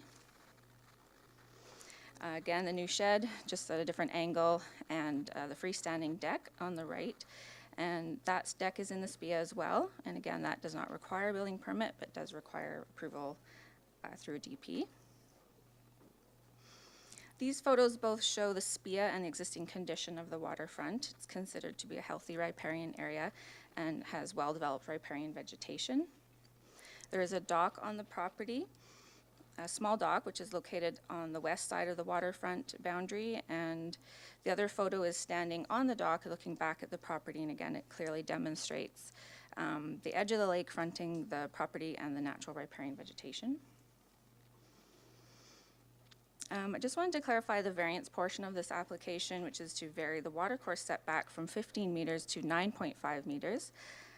For the new addition. And notices were mailed and hand-delivered per the CVRD procedures bylaw, and one submission was received, which was attached to your package. In terms of the application assessment, the staff report provides a thorough explanation of the staff recommendation. Overall, the application was difficult to assess due to the constraints of the lot, the siting of the existing cabin, and the retrospective nature of dealing with riparian area regulations, the building code deficiencies identified by the building inspector, and the fact that the riparian area has not been negatively impacted. So, however, a detailed review of the application and considering the various factors, the balance of this application tipped towards no staff support. So, as such, this application is recommended to be denied. And that concludes my presentation. The applicant is here and would like to present as well. Well, thank you, Ms. Herrera. Firstly, questions from committee. Director Dory. The shed doesn't require a building permit. Is there room to move the shed to an area that is not in the riparian area? Is there, to make that legal? Yeah, I believe the shed could be moved as well as the deck. Thank you. Director Acton. Is there some kind of fine that happens for somebody who doesn't get the DP in advance? There's no fine process. The option is essentially to apply to see if they can get the variance and get the retrospective building permit or remove the construction that's been completed without the permit. Director Davis, did you have your hand up? Director Davis, then Dory. Thank you. I'm guessing that it was just a retroactive building permit application that was double the cost, not the development permit. Yes, okay. And I don't see the letter from the neighbor. Didn't remember reading it, and I can't find it now. Okay. Okay. I believe it was an attachment. Okay. Director Dory. Yes, thank you. My question was to do with the building permit, that if you apply retroactively, it's double? Is that the case? No. Nodding everywhere, yes. No. Director Acton. I think this is more of a comment than a question, but this kind of shows us how. Could you hold that until there's a resolution on the Okay. floor? Thank you.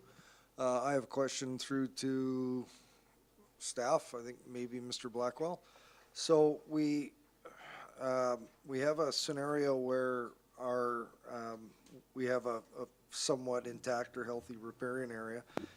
Should this staff recommendation proceed and goes through the board, what would be the next steps that your department would be taking to further remedy the situation? Thank you. What staff would be looking to do is obtain compliance with the owner. If the owner was unwilling to comply and resolve the infraction, then we would seek further direction from the committee with regard to how it saw future steps. Thank you. Any further questions for staff? Director Nicholson. So the existing cabin, they built it similarly to the existing cabin. So this is about needing to get a building permit for the cabin as well as being outside of the streamside protection. Is that right? And it doesn't comply to a building permit? So even if we allowed them that they would still have to do some major building stuff? The application was referred to the building inspector for the area to get a sense of the requirements if a variance was granted. So that referral was attached to the report, so it looked quite extensive in terms of the deficiencies for the building. Not sure what the other part of the question was. Any further questions for staff? You say the applicant is here. Would you like to come forward, please?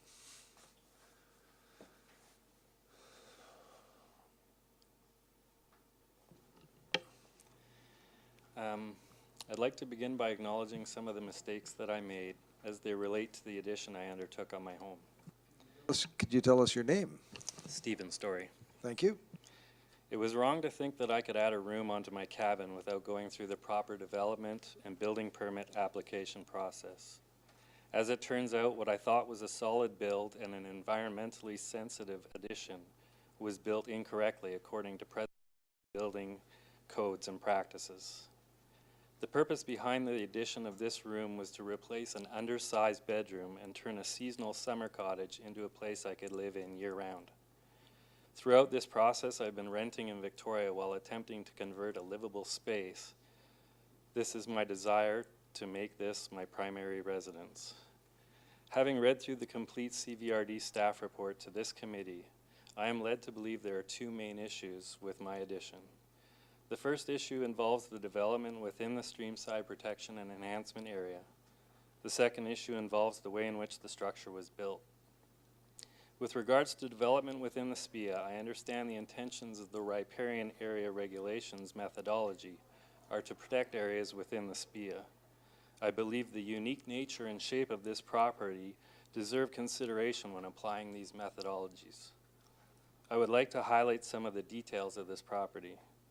The two lots of this property combine to form an area of 987 square meters in the shape of a wedge. Of this, approximately 75% is located within the SPIA. There is 60 meters of natural, undisturbed lake frontage, which is rare on Shawnigan Lake. The existing structure on the property is 46.5 square meters and is located entirely within the SPIA. When combined with the area of the addition, which is 18 meters squared, that leaves over 90% of the remaining property covered in undisturbed natural forest and shoreline vegetation. The small area outside the SPIA sits over the driveway access from the undeveloped Wellman Road and includes a cluster of 4 large mature cedar trees. An addition here with any connection to the existing structure would be disjointed and highly unfunctional. A complete redevelopment on this site is not possible for me for financial reasons. As such, I believe the location of the addition I undertook was the most natural location to expand without removing any vegetation or negatively impacting the SPIA. I believe this is supported in the opinions expressed within the report of the qualified environmental professional. Also, the existing structure would not support any expansion up with a second floor. I strongly feel that the extra space and design of this addition is necessary for me to turn what was once a rustic seasonal cottage into a functional living space that I can call my home. The second issue with this addition relates to how it was built. More importantly are the issues surrounding the design of the foundation. I chose the pad and post system for the foundation because it was used to construct the original structure, which was built in 1955, and because I saw it as the least invasive to the surrounding environment.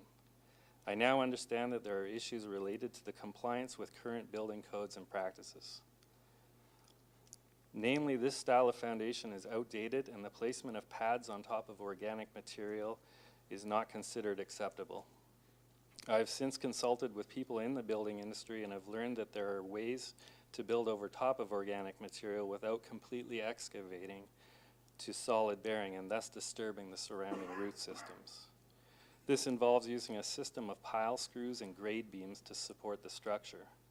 In consultation with an arborist, a geotechnical engineer, and a structural engineer, this system could be applied to this situation to resolve the issues related to the foundation. All of the other structural issues that have been identified could be resolved upon rebuilding the same structure on the new foundation. It is my hope that if a building design can be achieved that satisfies the requirements of the building code and the building department, I will be given the opportunity to rebuild the room I constructed on the same footprint. In order to make this dwelling suitable for full-time residency, I believe this additional space is necessary. I believe this location for an addition makes the most sense for this piece of property and for the layout of the original structure. There are no objections from the surrounding neighbors, and the SPIA impact report from the qualified environmental professionals seems favorable. I'm asking this committee and the planning department to consider approving a development permit with variance so that I may endeavor to reconstruct this addition in compliance with the building code. Thank you for your time. Thank you. I think we may have some questions for you from committee members. Director Dory. Yes, thank you, Mr. Chair. The high water mark, I see your building is sort of on stilts. Does the water ever go underneath your building? No. No. And do you know where the 200-year floodplain water line is? Yes. Where is it? It's in the top corner of the property. Yeah, it's beyond the house. Yes. Yeah. And where is the septic field? Behind the cabin. Right directly behind? Yes. Is it in the high water mark, or is it just beyond? No, it's behind, so it's outside of Oh, the... yeah, okay. Thank you. Thank you. Any further questions for the applicant? Seeing none, thank you very much. Thank you. Turn to the director for the area. I would like to help resolve this in some way, considering that there is so much riparian, our SPIA and lakefront 60 meters. That is a huge amount of lakefront that's hasn't been developed. They haven't torn out the plants. And again, this is challenging because just 2 weeks ago we gave somebody a huge variance for building in the SPIA, and like we tend to not have any guidelines around that, and then to make an example out of this gentleman seems problematic to me. And if he's willing to bring the addition to code, I'm thinking there must be some way that we can move forward and work together on this. There's people constantly putting structures along the lake that are completely damaging the waterfront, pouring concrete walls directly into the lake, backfilling their property, and then now we're going to make an example of this young guy who's bought it's a really odd piece of property. And yes, Steve, you should have, talked to us first. And so I would like to somehow be able to work with this applicant. Thank you. Just before I go to Director Dory, Mr. Blackwell's leaned over and suggested that we've got a couple of issues that need to be addressed, that there's the variance and the development permit, but there's also the building code issue as well, and I don't know how you'd want to deal with that, because I think you have an option 2 before you in the report, which I don't know if that contains the ability for us to move forward, but then there's that additional item as well that I think staff are looking for direction on. So why don't you read option 2 again, and I'll go to Director Dory, and we don't have a resolution on the floor yet, so Director Dory. Thank you, Mr. Chair. Being an ex-teacher, people get into jackpots in school, and we usually try to work out something that can help them be better and help them rectify their problem.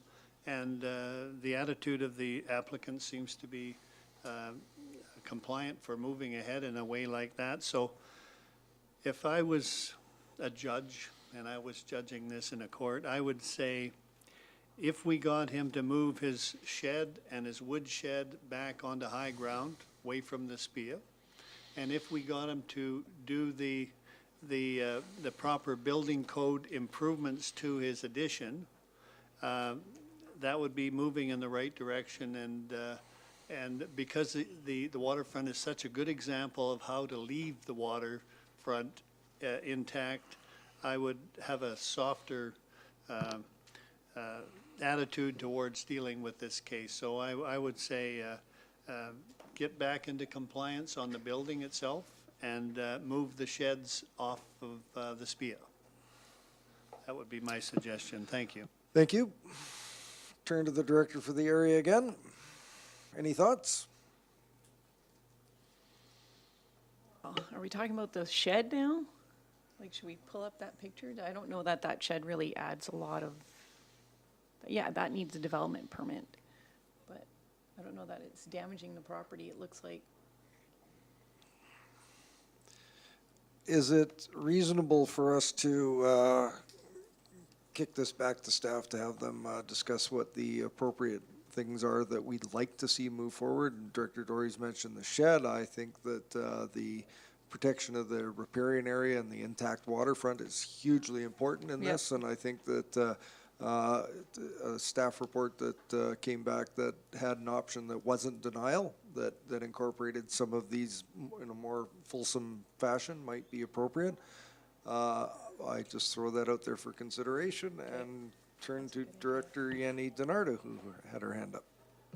Wow. Yeah, there needs to be permit. We have rules and there are building codes. This one's just a blatant disregard for it. And I'm not seeing that option 2 is satisfactory. If the area director thinks that one denial is not, I would agree with the chair that some work would need to be done, because as I look at this, I would definitely vote for denial. Thank you. Mr. Blackwell, then Director Davis. Thank you. Just for something to consider, the decision around this, you can expect to have broader impacts. You frequently see applications such as this, and I would suggest from a staff perspective, when staff meet with applicants and so forth, there's value to the community members to be able to have a consistent message or consistent expectation around dealing with certain issues. And I know that's sounding somewhat black and white, and I acknowledge the fact that the black and white issues are the easiest to solve. The gray ones are the trickiest to solve. But what I'm trying to point out here is that staff have to explain any deviation from the rules, and it can become very difficult to say, well, it's fine here but not fine there. So I'm not suggesting anything in particular with regard to this application, other than to remind you that there's a far more kind of far-reaching implication associated with this type of application. Director Davis, then Kuhn. Thank you, Mr. Chair. Just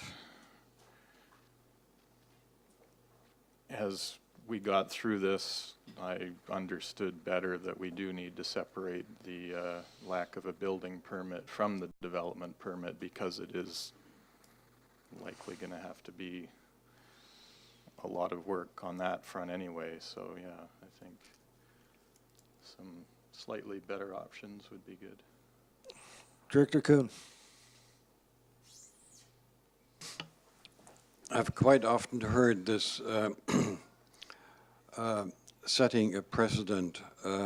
It seems whenever we're faced with a relatively difficult situation, we get down to, well, we can't do this because it sets a precedent.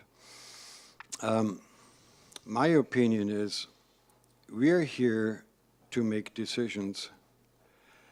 If we just adhere to whatever rules are there, we wouldn't be needed.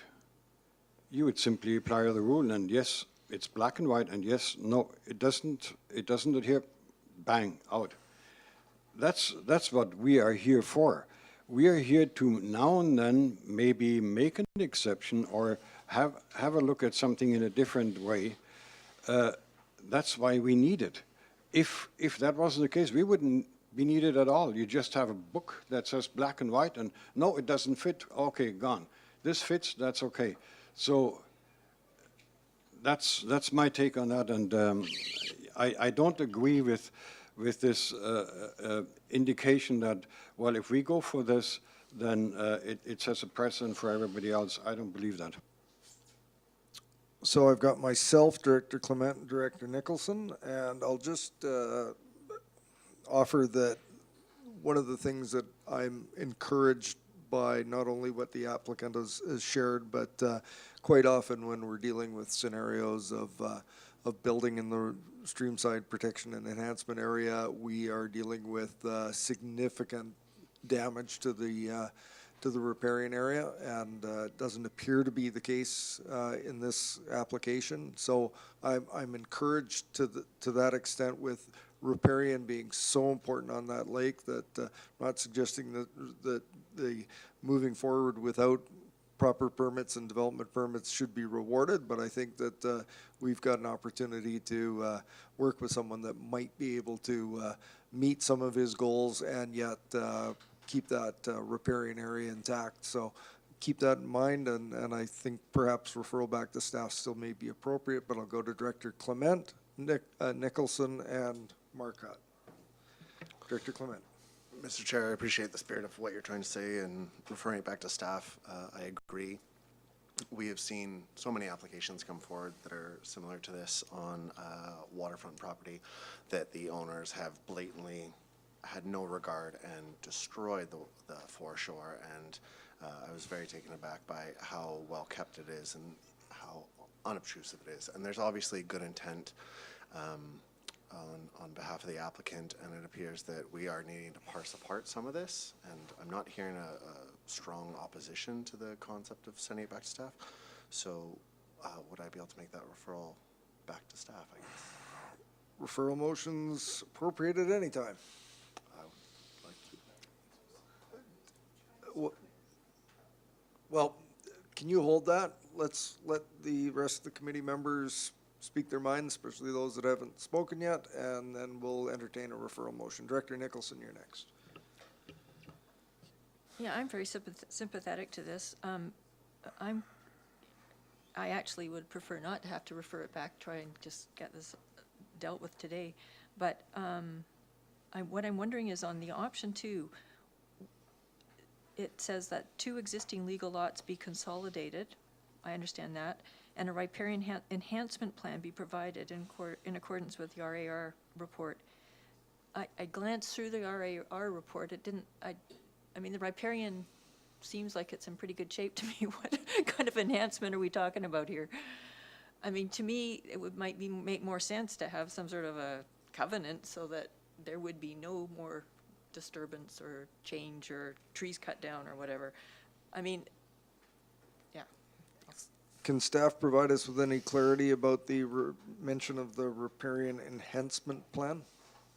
Yes, thank you, Mr. Chair. The environmental impact assessment that was attached to that RAR, it formed part of the report itself. It was mentioned in there. The QEP essentially was talking about an area on the ground that amounted to the coverage that was being taken up by the new construction, and did suggest some enhancement that could occur. So that's what was referred to in that second motion option. Follow up? Did they mention something about a covenant too? Not in the report, I believe, no. Director Marcotte. Thank you, Mr. Chairman. I'm wondering how long this application has been on the books. I don't see a date of when it was first started, and how long did it take us to see the deficiencies in this? Ms. Herrera? Thank you, Mr. Chair. The application was submitted in January this year. Thank you. That clears that up. Director Acton. I guess my question is, does anything, if we choose option 2 today,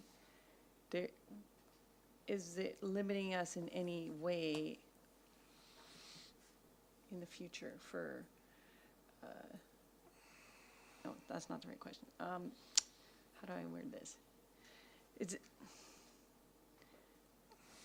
Does anything change with the building permit? The development permit, does anything not apply to it if we accept option 2? That would change if it came back as a staff. Mr. Blackwell. Thank you. The building permit's a separate issue entirely, and the applicant would have to solve the deficiencies. Right. And so there is a way to do that, in theory, in terms of, there is an approach to dealing with that. Whether it's achievable or not is a separate matter. Sure. So nothing would, we're not exempting anything else in accepting option 2. And so in lieu of staff having lots on their plate and keep things going back, I would like to actually move for option 2. I'll second it. It's been moved, it's been seconded. I will allow you, please provide input. Thank you, Mr. Chair. I just noted under option 2 that the variance wasn't included in that Right. Option, and the variance from 15 meters to 9.5 meters should be included in the resolution if option 2 is chosen. So apologize for that error. And I've got myself on the list.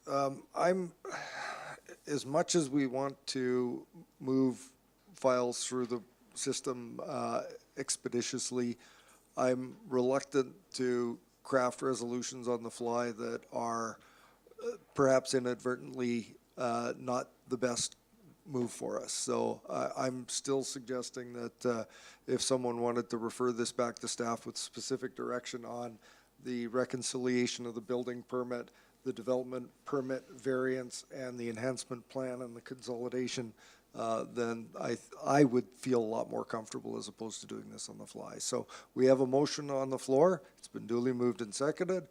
Someone could.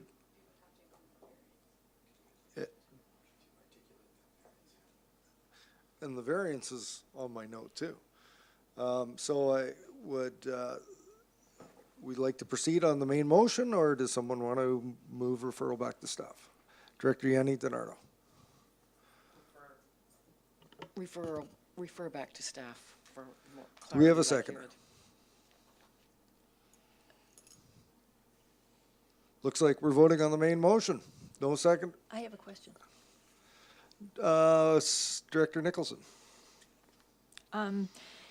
It does say in here, this is for Ms.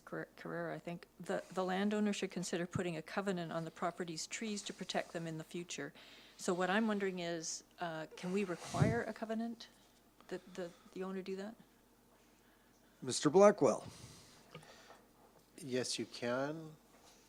Covenants, however, I caution against the use of covenants. They are onerous. They have to be inspected. Otherwise, their validity over time is questionable. And if there's an infraction, you're still having to deal with resolution to that through litigation. So referral motion was made, and I'm looking for a seconder. If there's no seconder, then we go back to the main motion. Seeing no seconder. Director Kuhn, did you have further comment on the main motion? Director Clement. I'd just like to be clear, does this main motion include the variance? Are we just kind of politely agreeing that that was missed in the write-up, but included? Well, make the we haven't amendment had a maybe. resolution read out yet, so that can absolutely be included in that. To be included. Director Dory. Thank you. Is the SPIA or the RER, aren't they like a covenant? I mean, if you violate them, you're under the gun for rectification and punishment and all kinds of things. Same with the covenant? Was that a rhetorical question? No, Are you looking that's for a a question I have. Somebody can tell me the difference. Do we have a staff person want to take that on? Somebody's reaching for the mic and somebody's leaning forward. Mr. Tippett, would you like to take that? I thought Rob was going to do it. I think it's a good question, Mr. Chair. I think there is a certain redundancy in having a covenant on an area which is also covered by the 30-meter riparian assessment area. So, I mean, it's a different type of instrument, but I think we have an equal amount of purchase over the issue given the development permit area as we would through a covenant. Thank you. So we've had a option 2 with the variance included in it, moved and seconded. Mr. Blackwell, would you please read out what option 2 with the variance would sound like? Yes, thank you. So the recommendation would be, 1, that development permit application with variance, DP 18B03 at 1820 Wellman Road, be approved. That the setback be reduced from 15 meters to 9.5 meters. 2, that the two existing legal lots be consolidated and a riparian enhancement plan be provided in accordance with the RER assessment report. And 3, that the general manager of land use services be authorized to permit minor revisions to the permit in accordance with the intent of DP guidelines of OCP bylaw number 3510. That's the resolution. Just one quick clarification on my part. The building permit issues will be addressed in due course by building department staff. Thank you. Any further discussion? Seeing none, call the question. All those in favor? Those opposed? The motion carries. Next item, R5, Mr. Farquhar.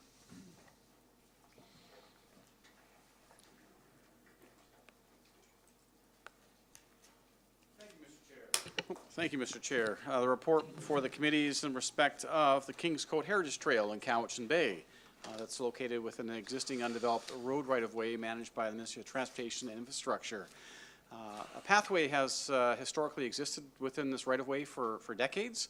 However, back in the mid-2000s, the CVRD was approached to take on a bit of an operation and maintenance of this pathway in a more formal basis because some development was happening to the immediate north of the undeveloped road right-of-way, and community concerns were that through development, their opportunity to access and use this pathway that linked the upper village area of Cowichan Bay out to Cowichan Bay Road, including use by kids going to bench school, could be jeopardized. So at the time, the area director of the day, the Parks Commission of the day, and staff of the day supported pursuing a permit to construct with the Ministry of Transportation, which was supported on the premise that the development on Rondo Road just to the north would be completed first, and then the CVRD would come along afterwards under our Cowichan Bay Community Parks program to make some minor improvements to the existing pathway and then continue to maintain it.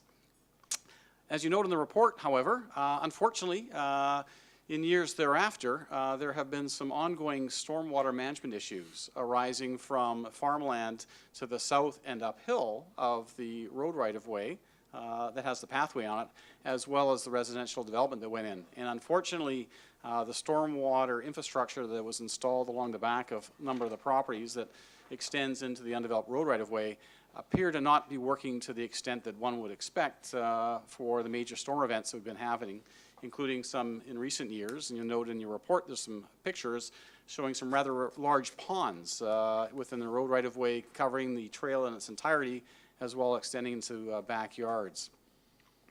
In discussions with the neighbors and discussions with the Ministry of Transportation over the years, it remains an unresolved issue. And unfortunately, because we're in the business of community parks and trails in Cowichan Bay and not in stormwater management through the existing parks function for the electoral area, CVRD is not in a position to take on formal stormwater management associated with the residential development and the right-of-way.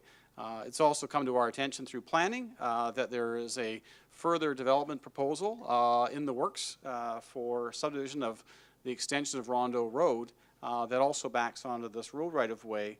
So certainly staff have concerns that any further development may run into similar issues in future as it relates to our pathway and the right-of-way. So the recommendation of staff, having consulted with our engineering department, is that under the provisions of the permit to construct issued by the Ministry of Transportation back in 2007, that we advise the Ministry of Transportation that we wish to have formally canceled the permit to construct, and through that the CVRD would remove the minor improvements associated with the pathway. However, it would not preclude the community, as they did prior to the CVRD becoming involved, to continue to use the pathway that's there in future. And certainly if through the ministry working with the residents of the existing portion of Rondo Road and with the developer for the proposed extension of Rondo Road are able to resolve the stormwater management in that area as it relates to the right-of-way and the properties, and there's still capacity to maintain the pathway in future, there's nothing stopping the regional district from coming back to the ministry at that point in time to apply for a new permit when all the stormwater management issues are resolved to take on again the operation and maintenance of a pathway for the community. So the recommendation is before you, Mr. Chair, and happy to take any questions at this time the committee may have. Thank you, Mr. Farquhar. Questions for Mr. Farquhar? Seeing none, turn to the director for the area. I would like to move the recommendation. Is there a seconder? Seconded by Director Marcotte. Mr. Blackwell, would you read the recommendation, please?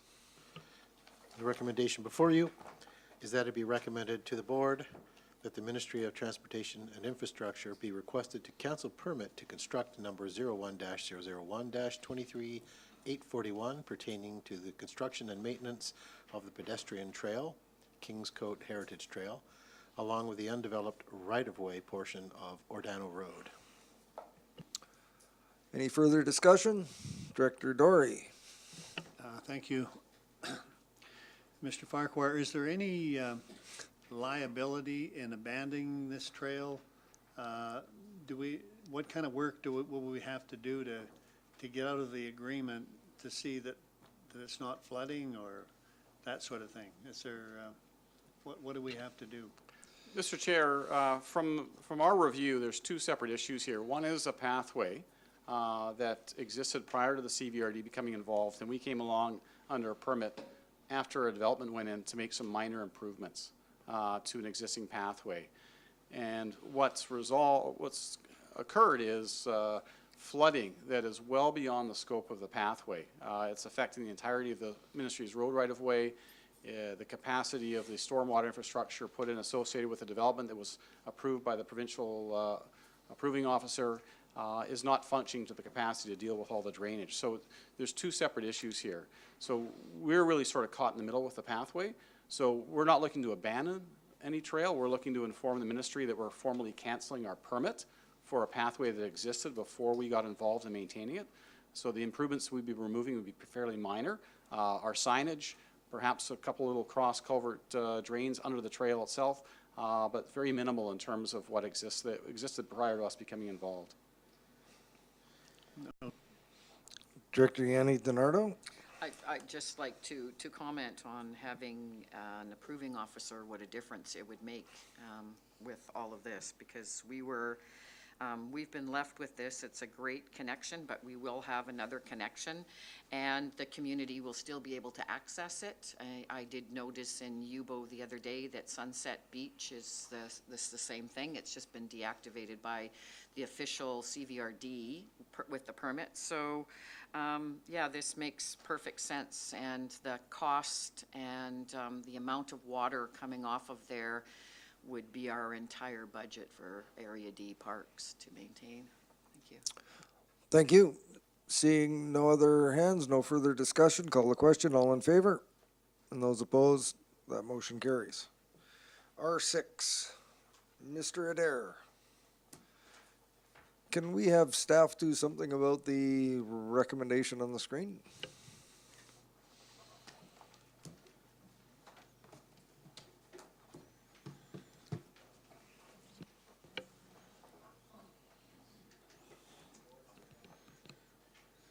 Thank you, Mr. Chair.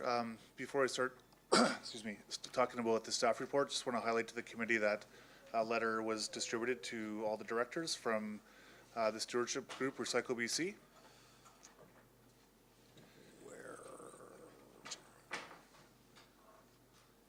Has it been distributed? It has been Electronic? distributed, Oh, it is yes. being distributed, okay.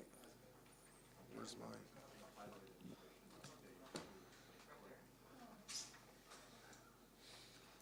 Everyone has one? So that letter is relevant to the staff report, so it's important the directors have it. Thank you, proceed.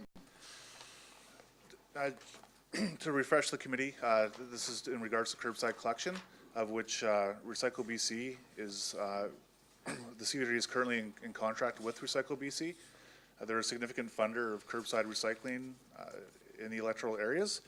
As part of the obligations within the contract, the CVRD is mandated to meet a 3% contamination rate. Our recyclable material is audited on a regular basis, approximately every 2 to 3 months, where there's a very comprehensive audit that takes place of the material. That material is looked at by Recycle BC and it's weighed for contamination. We're currently at a 15% contamination rate with a goal of 3%. There has been significant resources put into education and checking totes and doing all that over the years. You may recall a couple of years ago, there was a big push to remove film plastic and bagged recyclables from the recyclable stream, and there was a lot of progress made on that front. With that, though, that material is very light. These audits are done by weight. So what we're seeing now is a lot of unsortable material, just things that aren't appropriate to the program, that actually weigh a lot and are affecting the contamination rate. So what we're undergoing, the letter that's in front of you, that is essentially a warning letter from Recycle BC of the measures they can take if they don't see an improvement. There is a number of potential things that they could do if they don't see the improvement, including fairly significant fines, some big impacts on operations. I will say that we have a good relationship with the Recycle BC. They're working with us and we're communicating with them a lot and letting them know where we're going. Our plan moving forward is to provide further education. We're always going to educate. Curbside recycling is very difficult for a lot of residents. It is complicated. I still get stumped on some questions when I get phone calls, so I do understand it is difficult. What we're going to do is try to provide a lot of resources to residents. We've recently launched an app. We're doing videos. We're doing rack cards, all kinds of different educational materials things. What we haven't done to this point is really focus on the enforcement side of things, where we've left people behind. We recently upgraded the software in our curbside collection trucks, where we're able to track, if the operators are able to see what's going in the hopper. They can see if there's a bag of garbage or some type of material that isn't in there. They push a button on their screen in their cab of their truck. That's immediately sent to our dispatch with a picture and the address, and we're able to identify those addresses that need some help with their curbside recycling. So that's a fairly recent development, and we're going to be really utilizing that in the next several months to try to lower this rate. Within that letter, we're meeting with Recycle BC. We're required to give them a remediation plan. That has been submitted to them. We're meeting with them tomorrow to review it. I suspect that they'll be happy with the efforts we're making. And as long as we continue in a good spirit to do this, I think that we'll be successful in lowering that rate. We do have some great tools in place right now to target this. So, thank you, Mr. Chair. Thank you. Questions for staff? Director Marcotte. Thank you, Mr. Chairman. I'm just wondering, can you elaborate on what some of those tools are that you can use to make our more in compliance? So the tool that we're thinking is going to be very effective in conjunction with the actual enforcement. I've been involved with curbside collection for 15 years here and prior to here, and really the most effective tool is to leave the material behind. So what we have now is we're working very closely with our operators that when they dump a tote into their truck, they look at their monitor. If they see, we have different levels of contamination, so we've got one button on their monitor that says extreme contamination. So that's someone that's put garbage bags in their recycling. They will click that, and we'll get the picture of that material. It'll go to our dispatch. The next time we go out, we will know to get out and have a look at that material before we dump it. That's probably the strongest tool that we have. And we're also going to be providing lots of resources in terms of outreach through social media and advertising and other tools like that. Including another tool that we've just launched was the curbside collection app. So that's out there as well. But I think that we're going to be very successful with the software that we've upgraded to in the curbside collection trucks. Thank you. Director Dory? Yeah, I don't know how many thousands of water and sewer users we've got in the district, and they get bills. And if there's a mail out with a bill and you have a pamphlet, you could put a pamphlet of the recycling issue, you know, with respect to contamination in the water bill. So, you know, what would be the cost of something like that? Like, there'd be a cost, but, and would it be more valuable than what you're doing right now? Well, we have that option available within the curbside program because the residents are mailed a utility bill for their curbside services as well. Yeah. We have done that in the past with curbside calendars where it'll have the information on there. Chloe, please come forward. We're working with the Speak into the microphone, please. We're working with the water division, and that will happen. So they're going to be mailed out to Saltaire and Shellwood Oh, yeah, in October and November. because Saltaire residents can read. Yes. Okay. Director Clement? In this letter, I guess on the second page at the bottom, it's talking about the depot program. It talks about the ICI material collection, and it seems as though it's a point of contention for Recycle BC, but it's not really made clear why, or I can't seem to. So, yeah, I can explain that. At our depots, we collect recyclable material from under this program for residents only. So if you're a local business, you can't come to Bings Creek, for example, and put all of your cardboard boxes in particular bins. Because right now, the way that it's structured is that the stewardship group is only covering residential recycling. So we have a separate area for commercial recycling. And what they have seen occasionally when they'll come for a site visit is that commercial businesses will occasionally get by our staff and put their material in the residential bins. What we're doing to address that actually currently is what they've requested is that we do a study. So we're currently doing a 45-day study at Bings Creek where we're going to measure how much commercial material enters the residential stream. And when we get that number, that will be a deduction off the rebate that we get from our residential material, if they're following me on that. It's the CRD has just went through it and they ended up with a 12% commercial deduction from their rebate for their residential material. Follow up? So I guess that's what's perplexing to me is that we recycle these materials so they can be sold to somebody, or Recycle BC deals with that, and they buy these materials to produce something else. And I don't understand why it's a problem that commercial businesses who are also paying taxes can't deposit as well. It does seem a little odd, but that is how the program's structured, and there's different reasons for that. I have to look into it a little deeper for the exact reason why they don't want that separate, but as in the contract, it does have to be separate. Although, when we complete this study, we will be able to amalgamate all of those materials into one stream, addressing that concern. Okay. Any other questions for staff? Director Nicholson? How much does it cost us to do audits and all this communications, extra communications? There is on an annual basis, we've allocated additional labor to go out and actually look at the totes. There's resources in the Ingram Street office with their engineering technologists doing that.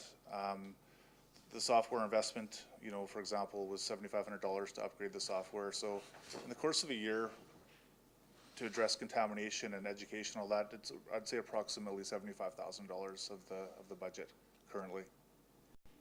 So the rebate covers that? It does help cover it. The rebate doesn't cover the entire expense of the curbside recycling program. So anything that goes towards this is another expense. It covers a significant portion of curbside recycling, but not all of it. So how long before we have to, how long to improve? How many? I'd say that we want to see improvement on very quickly. So we're going to be on the streets enforcing this, collecting all this data, and using it to lower that rate. So we're doing a lot of work right now on it. So we're hoping to see improvement on a fairly quick basis. It's a 2-week cycle. So every 2 weeks, we're going to have another opportunity to lower that rate. And we're actively working on that right now. Okay, good.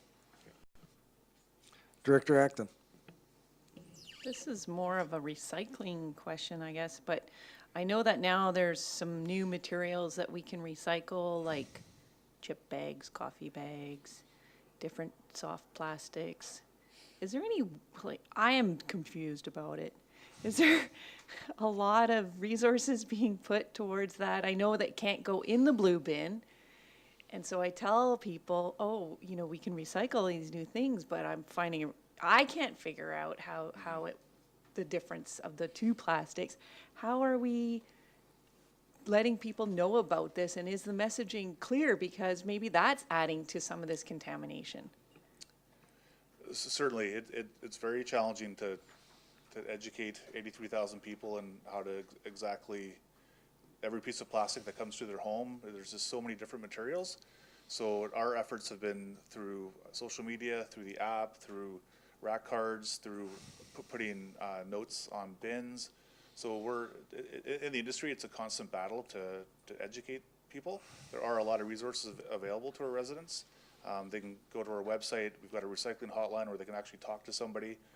They talk to our staff at our depots. We've recently just launched the curbside app, Recyclopedia. So there are resources available to people. But that being said, it is difficult when you've got so many different types of material flowing through packaging. Follow up? Yes, thank you. So I'm not aware that all this material exists, this media material and communications. Like the directors are kind of supposed to be the ones that have the pulse on the community. So can we get looped in on some of this information so that we have it and we can share it at directors meetings or with our local newspaper or so on?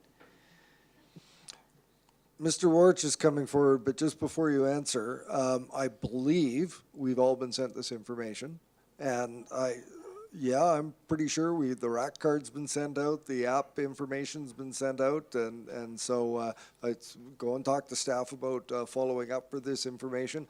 And I'm going to make my plug for my personal favorite is the rack card.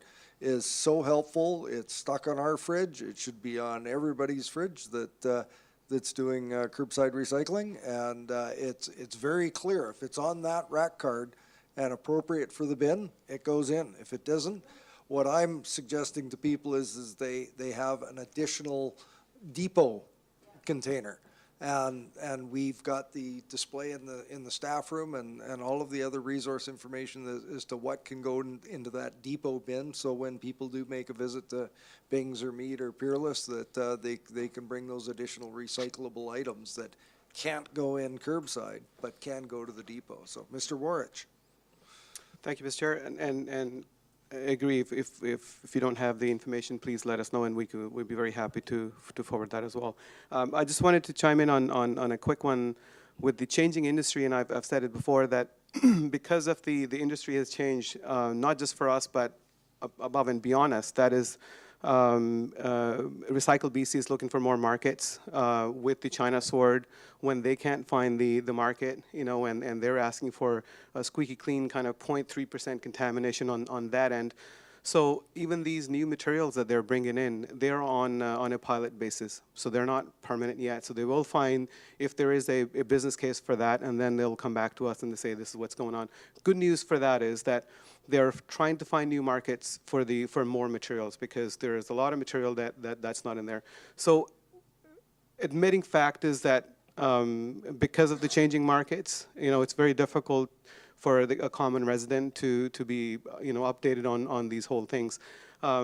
But that's why, and hence we're putting a lot of effort in education. I think that the smartphone app, that'll help with the Recyclopedia. Somebody can actually type in and see if it's acceptable for recyclable or not. So it's just the immediate, kind of finances that you can get from there. However, having said that, because of the changing market, this will be a continuous battle that we're having or we're facing. Recycle BC, I think if they had those markets where they can sell those things with the contamination that they have, and we're not the only ones, by the way. There are, with the automated cart system, there are problems elsewhere as well. But they're going in with this, that they can't find markets. That means we can't get the money that we're getting, and that's helping out with the recycling. And I think the biggest thing that we see is that we're running out of options there, that Recycle BC is demanding that this has to be 3%. So what are the options now to clean up? And I think some of these strategies and options that you probably have seen within the solid waste management plan as well, the draft that's coming up. So there's a big force, trying to go 30,000 feet above. That's where the effort is. And on the smaller level, what else can we do? One bigger thing we could do is to source separate it and educate people so that you're done there. But if it's not, on the other side of it, it's very expensive. So some of the long-term strategies that Jason's talking about in his report, and that is, if you have contamination, then finding a piece of property, buying some more mechanical and labor, all that cost is to separate it then on the receiving end of it. So I think our effort is to go with the source separation and make it clean. And we really appreciate all of your directors for communicating with your own people there as well. Thanks. Director Clement? I'm just curious to know are there any areas in BC that are actually meeting this contamination level? Is Recycle BC asking an unreasonable request? Mr. Warch? So thank you, and sorry, this is Jason's report. Just quick one. Yes, there are. That's the answer. But the demographics are different, right? I mean, and not to stress on this thing, but we have some challenges as well. So we have some areas where there's no garbage pickup service, mandatory. There's no organic pickup service. So sometimes you find there are bins there. If I have the only one bin, what am I going to do? I mean, throw in. That's the most convenient thing, That's one thing. The other portion is some areas they have the manual truck system where the driver's getting down, opening up the lid and seeing what's in it. That's probably the efficient way to reduce the contamination. There are other issues with this, health and safety and all those things. So we have moved on from that. So we have the automated truck system, and that where truck driver cannot come down every time in every house, and that's where he's not picking up the lid. So what is the solution then? It's a solution that we have come with, the electronic solution. That is that's the software that Jason was talking about. So we are now monitoring every house. When we get the garbage on the hopper, we're taking a picture. That picture comes with the date and time, with the address and GPS, so that it's corrected. And from that end, so we keep a record of that. And then with more education, with messaging system, and if I think the step that we've been trying to avoid it, and we haven't seen contamination reducing, that was not picking up. We have been showing a lot of carrot, but there hasn't been a stick, right? Crudely saying that. I guess but I'm just trying to reconcile what I've been told from you and other staff in solid waste is that the Cowichan Valley does boast one of the highest recycling rates in BC. And so here we are applauded for the level of recycling we're doing, yet we're being punished for a contamination level. I guess I'm just curious to know, if we have the best recycling, then is it not natural that we have the highest contamination? One other question is, Recycle BC is the only contractor we're signed up with. There is no other organization to sign up with. It's a BC government mandated organization, correct? Correct. Okay. Director Yanni DiNardo? Thank you, Mr. Chair. I've been working with the department and working with Jason, because I get a lot of phone calls as well from the community, and we're actually having a community conversation specifically on this so that there's more understanding, so it separates it out. Sometimes there's community conversations and there's too many things being discussed. So I think it's important for that, not only for my community, but even for myself to communicate some of this. It is confusing. I get questions and I can't quite answer them. So, and every area is unique as well. So in October 4th, I believe we will be doing one of those. So I don't know if that's helpful for anybody else. Thank you. I've got Director Marcotte and myself. Thank you, Mr. Chair. I do have to congratulate to CEF on coming through with the material that I asked for. I said that I was going to be holding some community people coming to learn some of this stuff.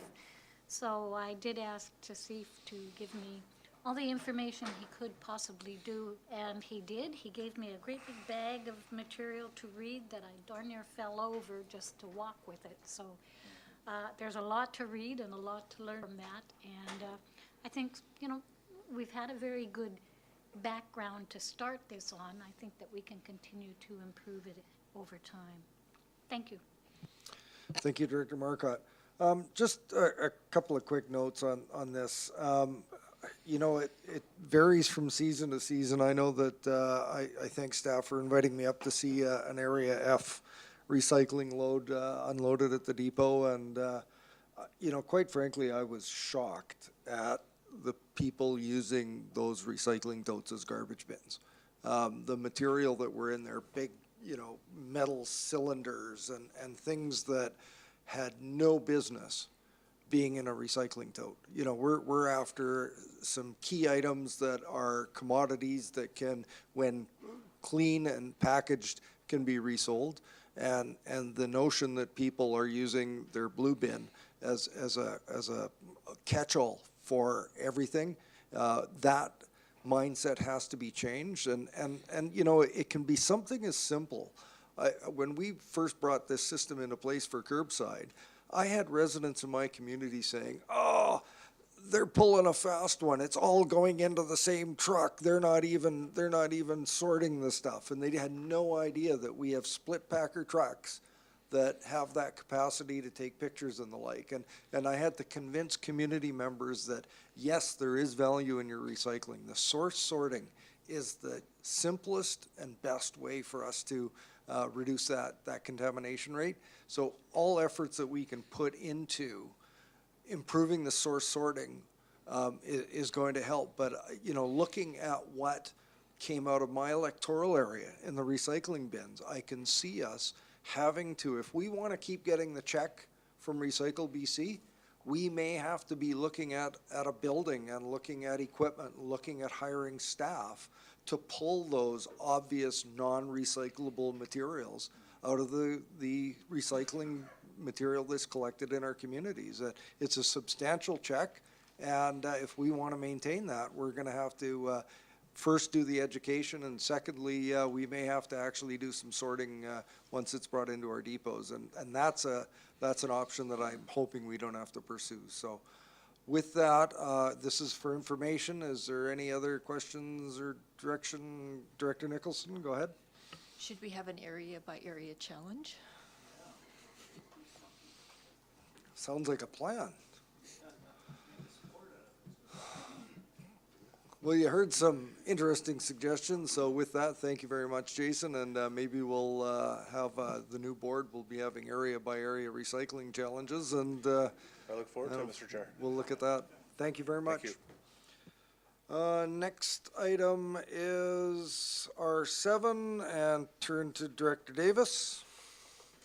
Thank you, Mr. Chair. And I brought this forward at the board meeting because we've had, 3 at least delegations from a group of individuals in Cowichan Bay who were interested in having a local meeting room for various things, emergencies, that sort of thing. So I thought that a new function would be a convenient method of collecting donations, bequests, would give them the ability to go for grants, that sort of thing.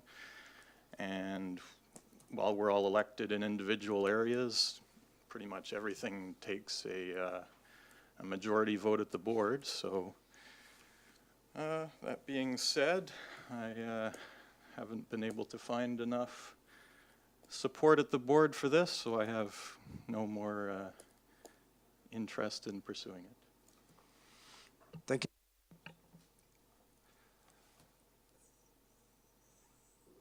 That's interesting. No more interest in pursuing it, but we have a couple that want to discuss it. Do you want to pursue it further? I've got Director Dory. Yeah, I think it would have been an excellent way to start. It would have been better if coming from Director Yanni DiNardo, where they could explore another function to see whether they could have a senior center or a meeting hall or a recreation center. And if the people didn't want it, well, they could vote it down. They could have a referendum, which is very popular in this world. Probably not at this election, but at some time, and you start saving money. I know when we got the Saltaire Community Center, we were saving money for 3 years before we actually bought the building. So I think that would be a good thing in Cowichan Bay, but it you know, didn't gain any traction, so that's where it lays. But the function would be a start, and you wouldn't have to put much money in it. You're allowed to raise it 25% every 5 years. It's there for the taking. If the residents want to push it, it would have to come from the residents. They would have to campaign for it and get it passed. So I don't know if it should die. I think probably it should be brought up at a meeting. Do they want to do that? And then from the community's point of view, if they want to do that, whether they think it's important or not. But I think it'll be done eventually. But whether it's this year, next year, or 10 years from now, I think it's a good thing. Thank you. Director Kuhn? I am totally opposed to any area director meddling in another area director's affairs. I think it's unacceptable. I'll give you an example of what happened to me. It was about 3 years ago. Director Kuhn, is it really necessary? Yes, I'd like to make a point here. A resident of Area F approached me about 3 years ago when this whole water program was starting. And the individual said, well, could you hold a town hall meeting in Honeymoon Bay, because our director doesn't inform us about what's going on. Now, it was tempting, but I said to that individual, look, I would hate if anybody did that to me, so I will not do it to another director, and I left it at that. And so that's an example of how it should be done. If there was any approach by somebody else to an area director of another area, then that area director should talk to the other area director, and they should have a conversation about that and then see if it gets sorted out. But to come to a board meeting or an EAC meeting and make a recommendation that totally bypasses the area director, I think it just smells. Thank you. Next item, unfinished business, Mr. Conway.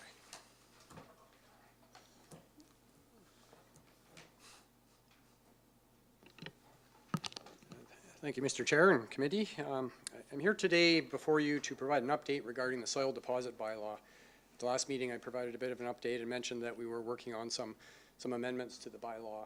And today I have a copy of that bylaw attached to the staff report, and would just like to highlight a few aspects of it. There's a few reasons why we're proposing changes to the bylaw. Part of the reason is that when we referred the original version of bylaw 4147, which the board had given first and second reading to, to the Ministry of Environment that there were concerns raised around how contaminated soils were being dealt with in that bylaw. And although the bylaw hadn't gotten to the minister yet, hasn't been put in front of the minister for a decision, staff had certainly indicated that they were likely to recommend against approval of the bylaw in that form. In addition to that, there were a number of sort of operational issues with the bylaw that staff had identified, and we really thought that there was some opportunity for improvement. And back in the spring, we had talked to this committee about making some adjustments to the bylaw to make it better function and to put more emphasis on the larger fill sites where we're experiencing many of the problems with large soil dumps. So because of those two reasons, we've taken a bit of a step back and have really reworked that bylaw, and we've, I think, taken a real serious look at it. We put a lot of effort into trying to make the bylaw function well, so that when it's implemented, that it'll have credibility, that property owners will be able to clearly understand what they need to do in order to obtain a permit. The professionals that are involved will understand what they need to do, what their roles and responsibilities are, and that there'll be a clear path that if there's issues experienced with compliance, that we'll know how to deal with those situations. So I'm personally fairly confident that the bylaw accomplishes those things, and would just briefly like to walk through a few aspects of the bylaw just to highlight how that all works.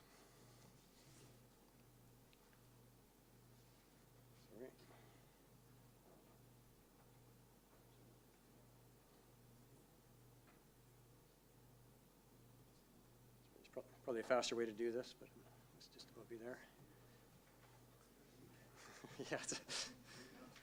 Yeah, I'm sure you want to go through the whole meeting. Yeah. Brad will get Just scroll down to the end, and then click on it. Okay. And then back to the slideshow button. That one. One over. Yep. Yep. Yep. Okay, thanks, Brad.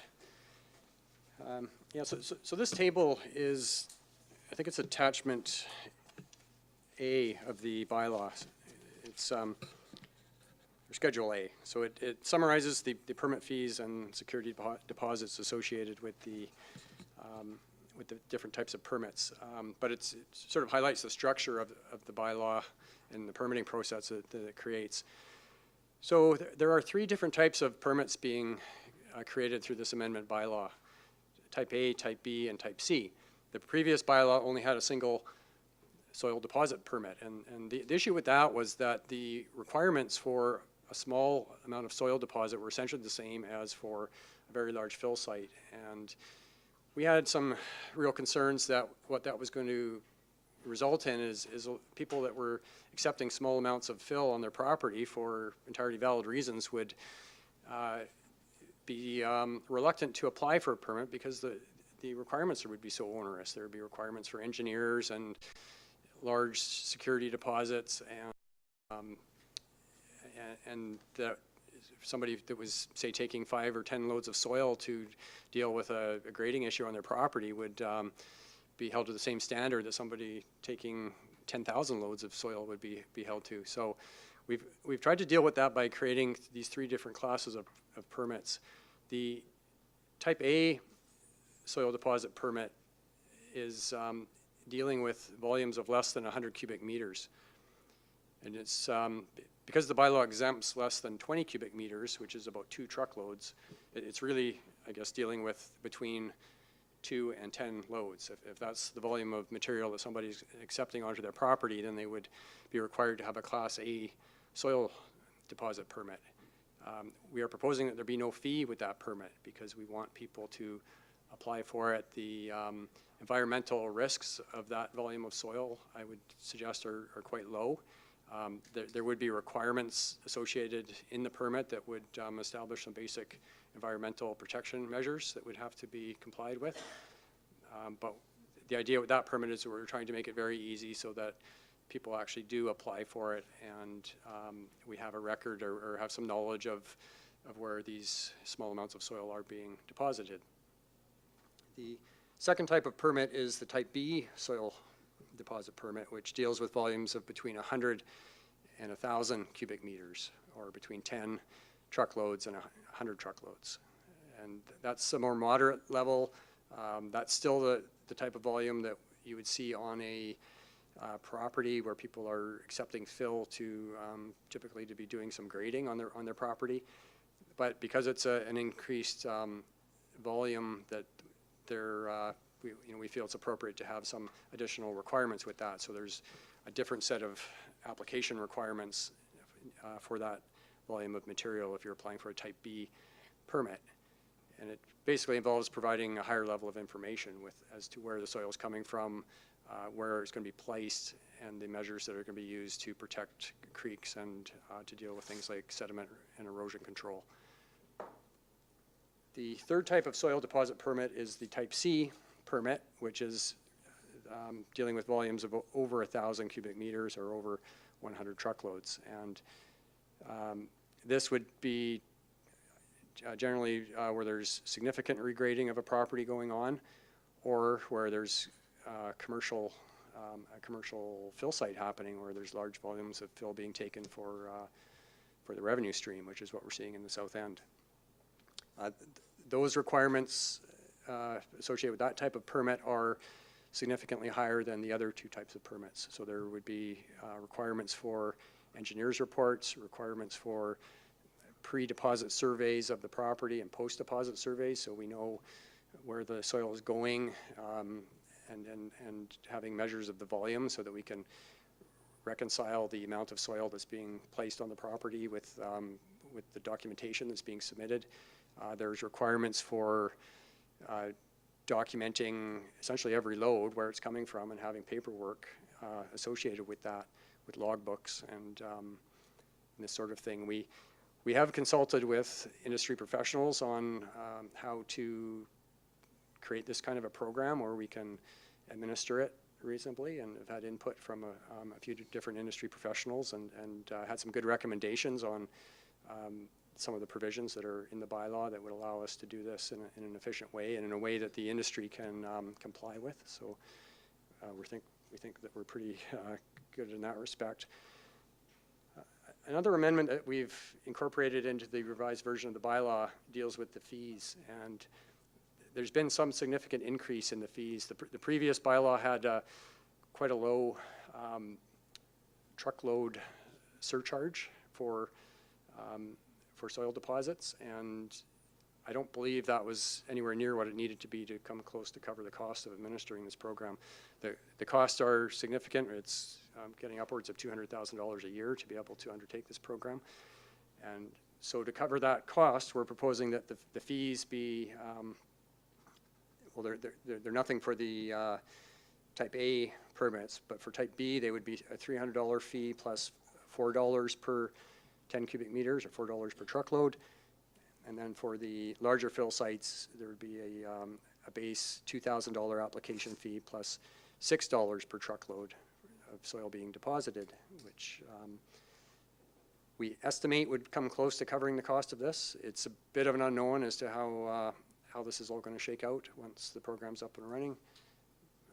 But we think after it's been running for a few years, we're estimating that should be close to covering the cost.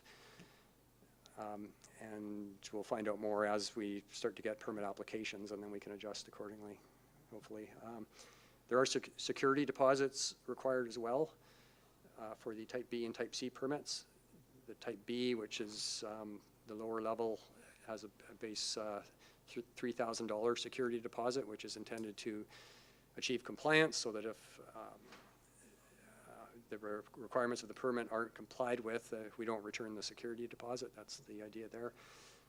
And then with the larger fill sites, the security deposit amount is $20,000 per hectare of fill site area,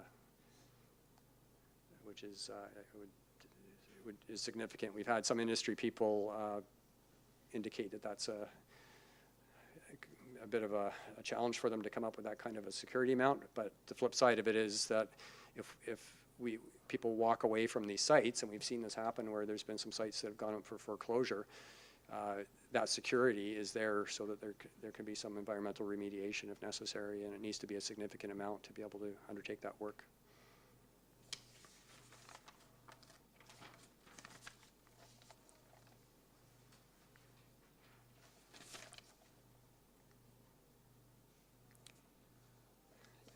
Yeah, there was some question at the beginning of the meeting around how contamination is being dealt with, and I mentioned that there have been some amendments made to the bylaw to adjust references to contaminated soils. Local governments don't have the authority to regulate contaminated soils unless they obtain that explicitly from the province. And the indications that we've had are that the ministry is probably not going to be too keen to grant that kind of an authority.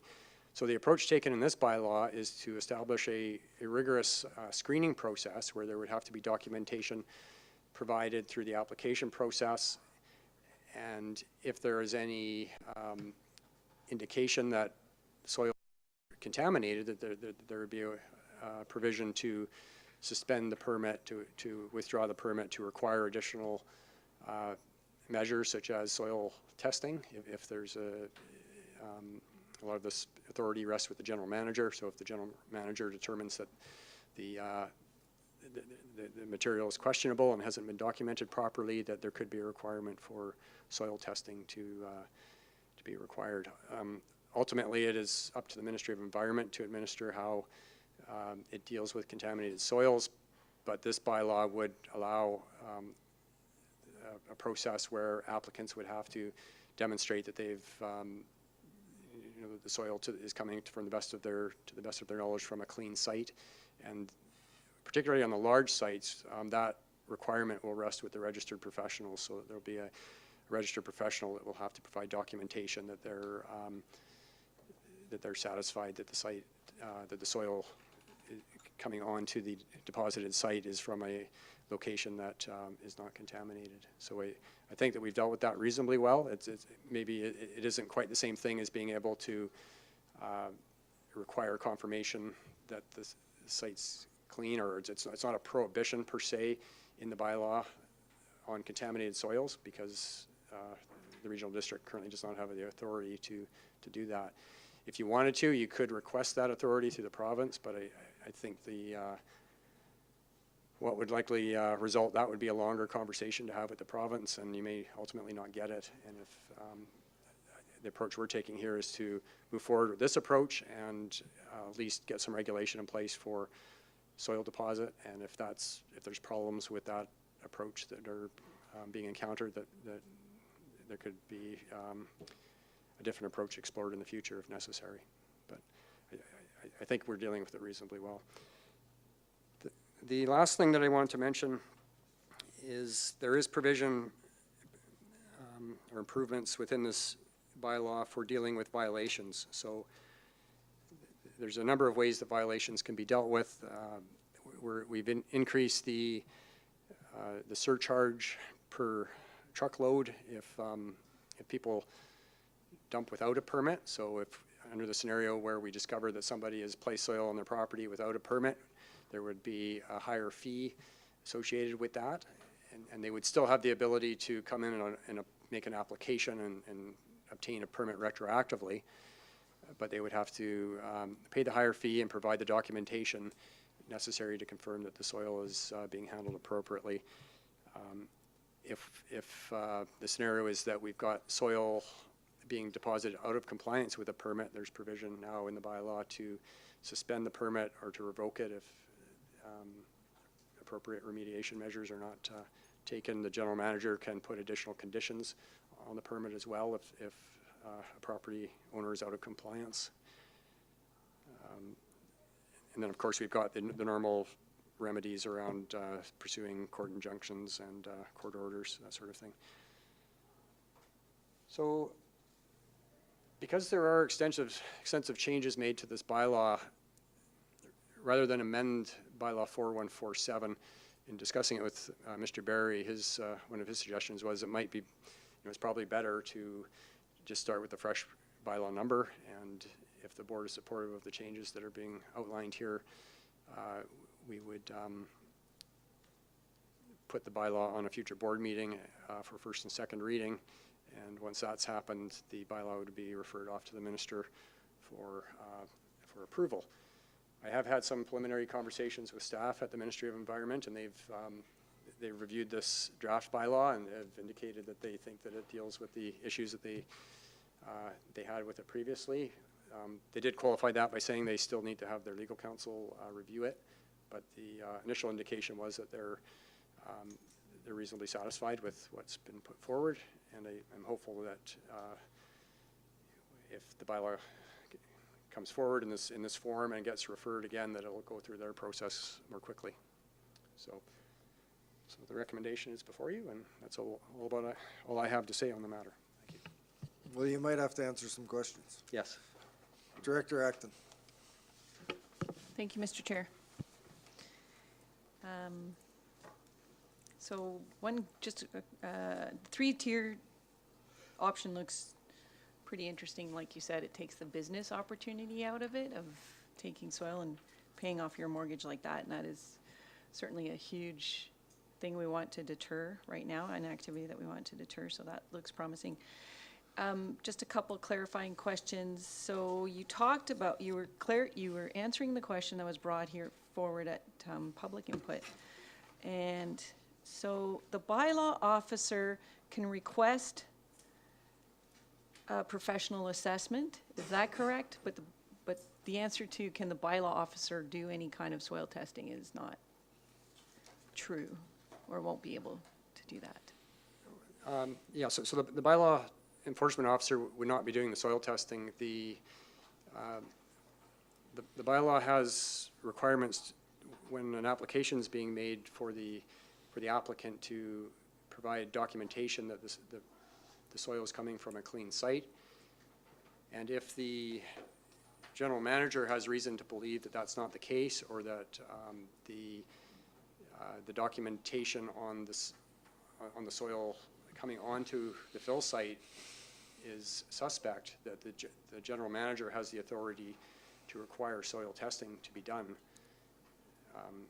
and to suspend the permit until that's been provided, that information's been provided. So there is provision in the bylaw, if there is reason to believe that the soil is contaminated, to provide testing. We did talk to some industry professionals about having testing done as just a matter of course, and the recommendation there was that it would be very, very difficult to have that kind of a standard in this type of a bylaw, because soil testing is thousands of dollars, and you'd basically have to have that done for every truckload to have any confidence that But they can question the paperwork, so they can question the paperwork, and then. Yes. So it's not like, we have something here that we don't really have any authority over. So if we suspect anything, we can ask for the proper paperwork. It's similar to the site profile process that the province has in place now, where there's a declaration required from the property owner or the registered professional for these type C permits that the soil is coming from a site that doesn't set off any kind of red flags, that it's not a commercial or industrial site. And if it is a commercial or industrial site, then the professional is going to have to provide some confirmation through the application process that the soil is not contaminated, or that they have the proper permits from the ministry to move it. That is another scenario here that, for example, with mines, it is, although it's not popular with our communities, mine sites are able to import fill that has industrial level contamination, and that's just something that we're not able to intervene on.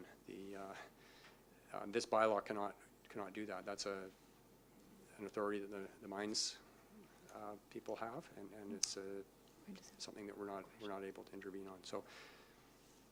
Second question. Second question. So you talked about the violations and how it would double the application fee.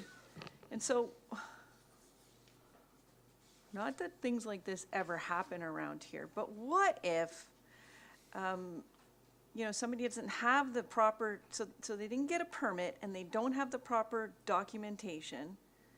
Can we order them to remove it? Yes, the bylaw does have provision, and that would be in a situation where the soil is deemed to be inappropriate, the general manager does have the authority to order removal of the soil as one of the remedies for this, in a case where the permit is denied. So the scenario I would expect that would play out here is that if somebody dumps soil on their property without the appropriate permit, they would be given the opportunity to make an application and go through that process, pay the higher fee, and meet any requirements and conditions of that permit. If the permit is not issued, then the soil could be ordered to be removed from the property, and that is directly in the bylaw. Sorry, last question. In that case, would that come to the board then for approval of them for their permit? Or is that something the general manager would decide on? Yeah, so the, in terms of approvals of the permits, the type A and type B permits rest with the general manager. The type C permits are approved by the board and would come through this committee. There is an appeal process with the type A and type B too. So if the general manager were to deny one of those permits, the property owner could appeal to this board through the board or this committee to obtain a permit that way. So. Director Davis. Thank you, Mr. Chair, and thank you, Rob. It looks a lot more straightforward than the previous version. Is this what all your work with the province has led to, and pretty much as extensive as you figure that they'll let us get away with? Yeah, a lot of the work's been done. We've done a lot of work internally on this, where we've involved the bylaw enforcement officers and other key staff that would be involved in administering the bylaw.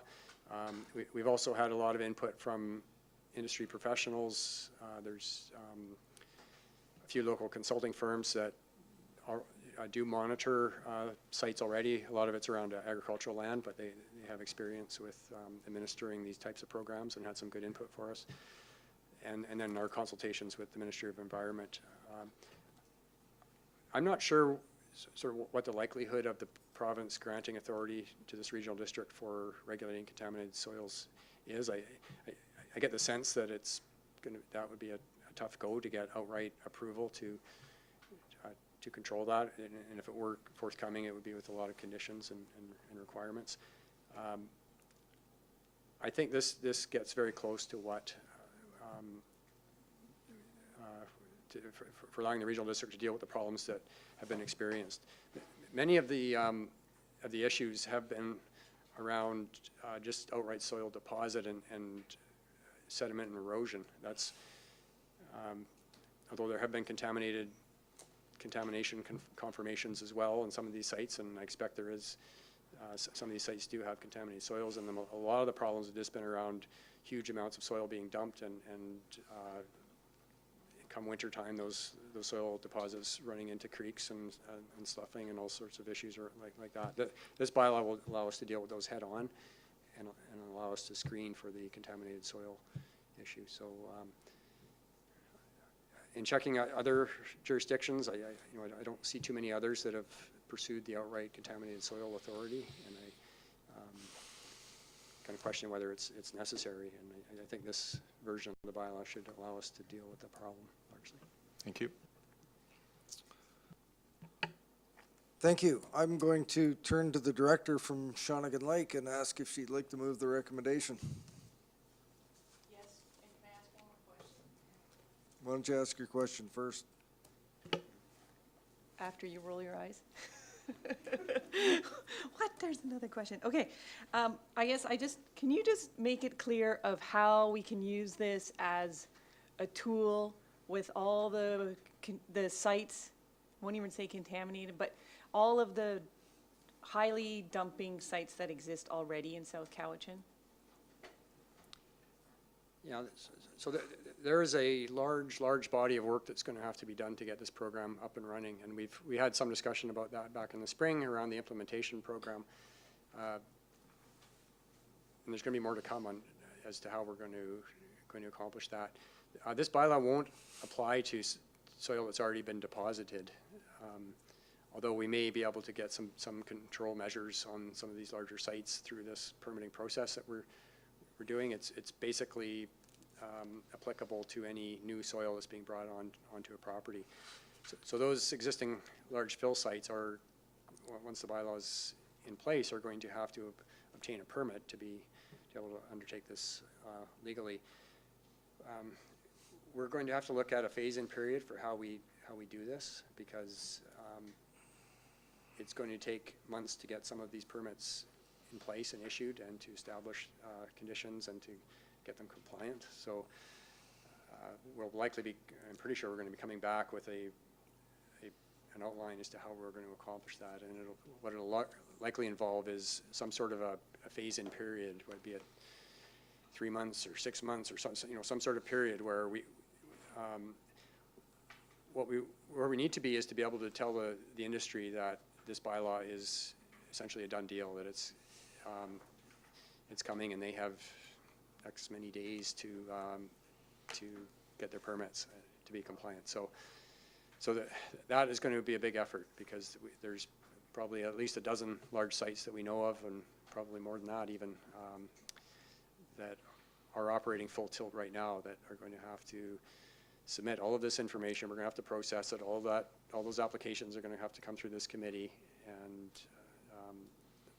there's going to be a big bulge of these applications. So once all that work is done, then those fill sites presumably will be permitted properly and compliant with the bylaw.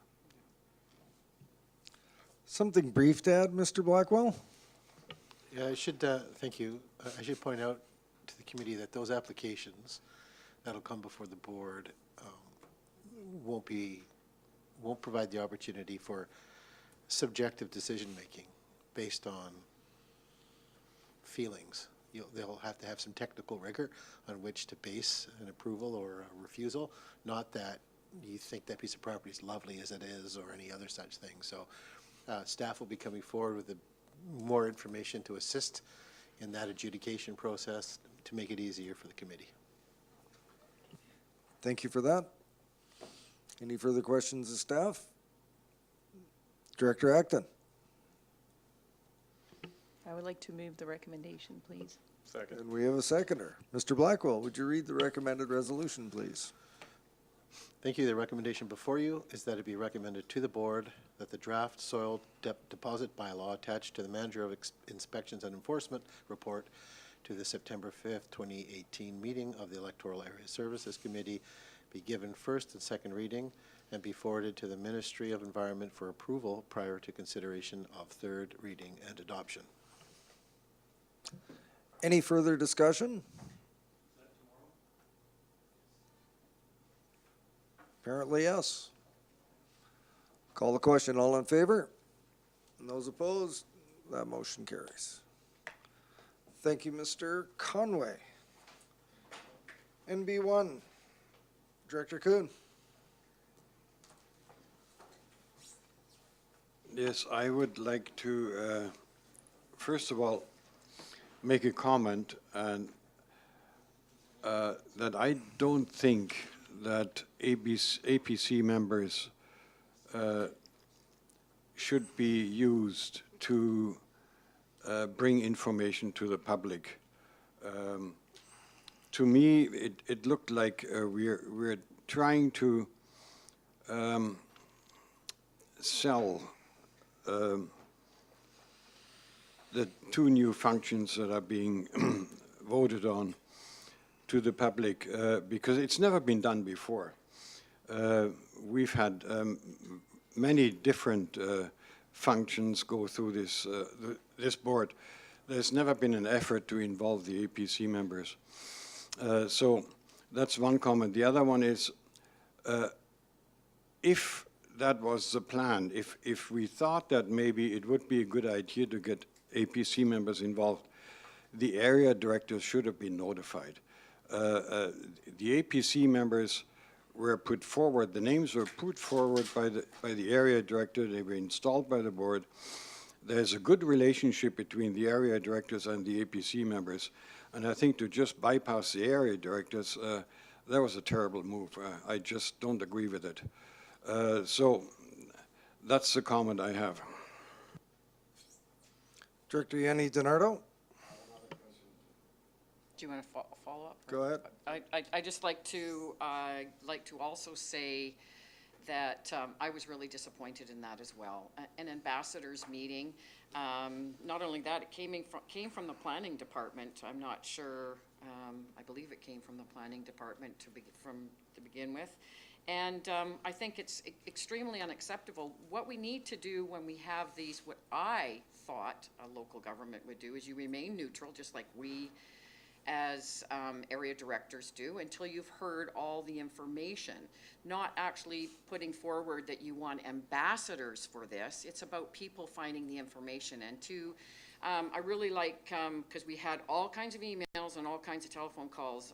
Mike Fall, I don't know Mike Fall, but it's very important that what he says, that he's read the literature, he would come to a public meeting, but to send them out and isolate them as APC ambassadors, where that's not really in the terms of reference at all for what they're supposed to do. So I was really disappointed, and of course we all know that the list of emails came with that, and so that made some other people really unhappy as well. So I think that it's very unfortunate, and I would hope that in the coming days that we would make sure that we are not biased and we give just the information and let people make their own choices. And they're very smart people out there, they will. Thank you. I've got Directors Marcotte and Acton and Mr. Crothers as well, Nicholson as well. So we'll go with committee members first, and then we'll hear from Mr. Crothers. So Director Marcotte. Thank you, Mr. Chairman. I too have had a lot of concern about this issue of the APCs doing that kind of work. I know that in my area, it gives a completely different oversight on what APCs are charged to do. I think they're getting extending their things more than they should be. They're having. I've been very concerned that my particular APC has been quite. They take it on in a very serious manner, and they try to solve all the problems, but that is not their role. They have a different role, and we sit at the board table and make the decisions at the end of the day. So I have a lot of concern with that particular part of this. Thank you. Thank you, Director Acton. Thank you, Mr. Chair. I thought it was pretty innovative on the CVRD's part for a different approach of. I can understand why why the APC members were chosen, because these are not just influential, but these are people who are involved in the community, and they understand different things, especially housing and water too, because they look at different reports when it comes to an application that is submitted to the APC. And I think we're overthinking this a little bit. It's simply an invitation to come and hear some of the facts, or all of the facts. But I think it could have been maybe not just the APC, it could have been asked by the directors, who are the influencers in your community? And I said this in the email. Influencers is a very well-known fact. There's probably everybody can name a handful in their community. When you inform that one person on something that's happening in the CVRD, they tell 100 people. Those are the influencers. So it was innovative for the CVRD to pick the APC members as possible people who will help get the message out. And that's what I hear over and over again. I didn't hear about it. And the railway trail people, for example, were here and they hadn't heard about the parks master plan from 10 years ago. And so people are not, one, it's partially their fault, they're not engaged enough, but we have to also make a better effort of how do we get to the people. We can't expect them to come to community meetings, and we need to think differently, and people are busy. And I thought it was a good idea to at least, that was one thing, and it's simply an invite. No APC member is required to come. And us as a board, we have decided that it would go to referendum, and it would be great to see that as much of the public gets informed as possible, and that was one avenue. So I applaud it. Maybe it could have been better, but I hope that we continue to do that and find different ways to get to the community. Thank you. Director Nicholson? Yeah, I thought it was a good idea too. I just thought it was not executed perhaps as well as it should have been. I really feel strongly that we need to work more closely, staff and elected people need to work more closely on connecting with the community. That's our job, and it was interesting to me that we had a presentation just a couple of weeks ago about the communication plans for this whole thing, and this never came up. And then the choice of the word ambassador I thought was a little bit poor, but you know, in general, I think this is a great idea. This is just about using our community leaders, particularly the APC people, because they do deal with affordable housing issues and water issues when they're doing the land use advice. So I think that was a really good idea. Director Dory? Yes, thank you. I heard back from 3 of my APC members, and they thanked me for the information. And I went one step further. I sent out the information on the 2 referendums, so they had a complete set of, you might say, the gospel from the water and the gospel from the affordable housing, and they thanked me for that information. When you have an APC, they're very thoughtful and caring people usually in your community, and they are supportive of their community, and they have a more distant relationship with the CVRD, but they care about their community. And they're probably thinking about how this applies to them, how this applies to the community, how this applies to the CVRD at large. So I don't know how many will be actually going to the meeting or whatever, but they appreciated having the information there so that they could think about it. And as far as convincing them one way or another on each of the bylaws, they are discriminating people that think beyond the small world that we live in. So, yeah, it was creative. It was surprising, and it maybe should have come to here first. But generally speaking, we needed to get this information out to people, and the APC members are movers and shakers in your community, and they can spread the information. Not that the bylaws are going to pass or fail on what they think, but at least you got some information out that's pretty solidly backed up. And whether it's a good thing or a bad thing, they will decide. So that's right, my position. Thank you. Mr. Carruthers, I've got myself on the list. Thank you, Mr. Chair. So I acknowledge all the comments made by the directors around the table, and I appreciate the concerns. I think we have an issue of intent versus execution in terms of this particular issue. And I acknowledge the concerns that were raised. You know, everything in hindsight is 2020. You know, we're working in an extremely fast-paced environment right now. You have a referendum coming up on October 20th. Our staff are working extremely hard to try and meet a number of deadlines in order to get, as many of you have said, good information out to the community. In hindsight, potentially the word ambassador may have been, we could have maybe used a different word. I also acknowledge that previous notification of the directors would have been appropriate, and I think that's simply a symptom of us trying to get things done. We are up against deadlines with UBCM, other constraints, and for that I apologize. You know, when the intent here was to get information out to the community. And I have heard time and time again from this committee and from this board that we need to utilize our volunteers. We need to respect and utilize the resources of our volunteers and people in our community. That was the premise behind this. We have a group of APC members who have volunteered, as Director Dory said, have an interest and a passion for our community, and we felt that they would be excellent people in our community to receive information about this service. It is my goal as your CAO to make sure that every single resident in this regional district is aware of this referendum and is aware of the questions that are being asked. We get scrutinized and criticized consistently for people not knowing about things that are happening in the regional district. So we are going to go above and beyond to make sure that the public are aware of these two referendum questions.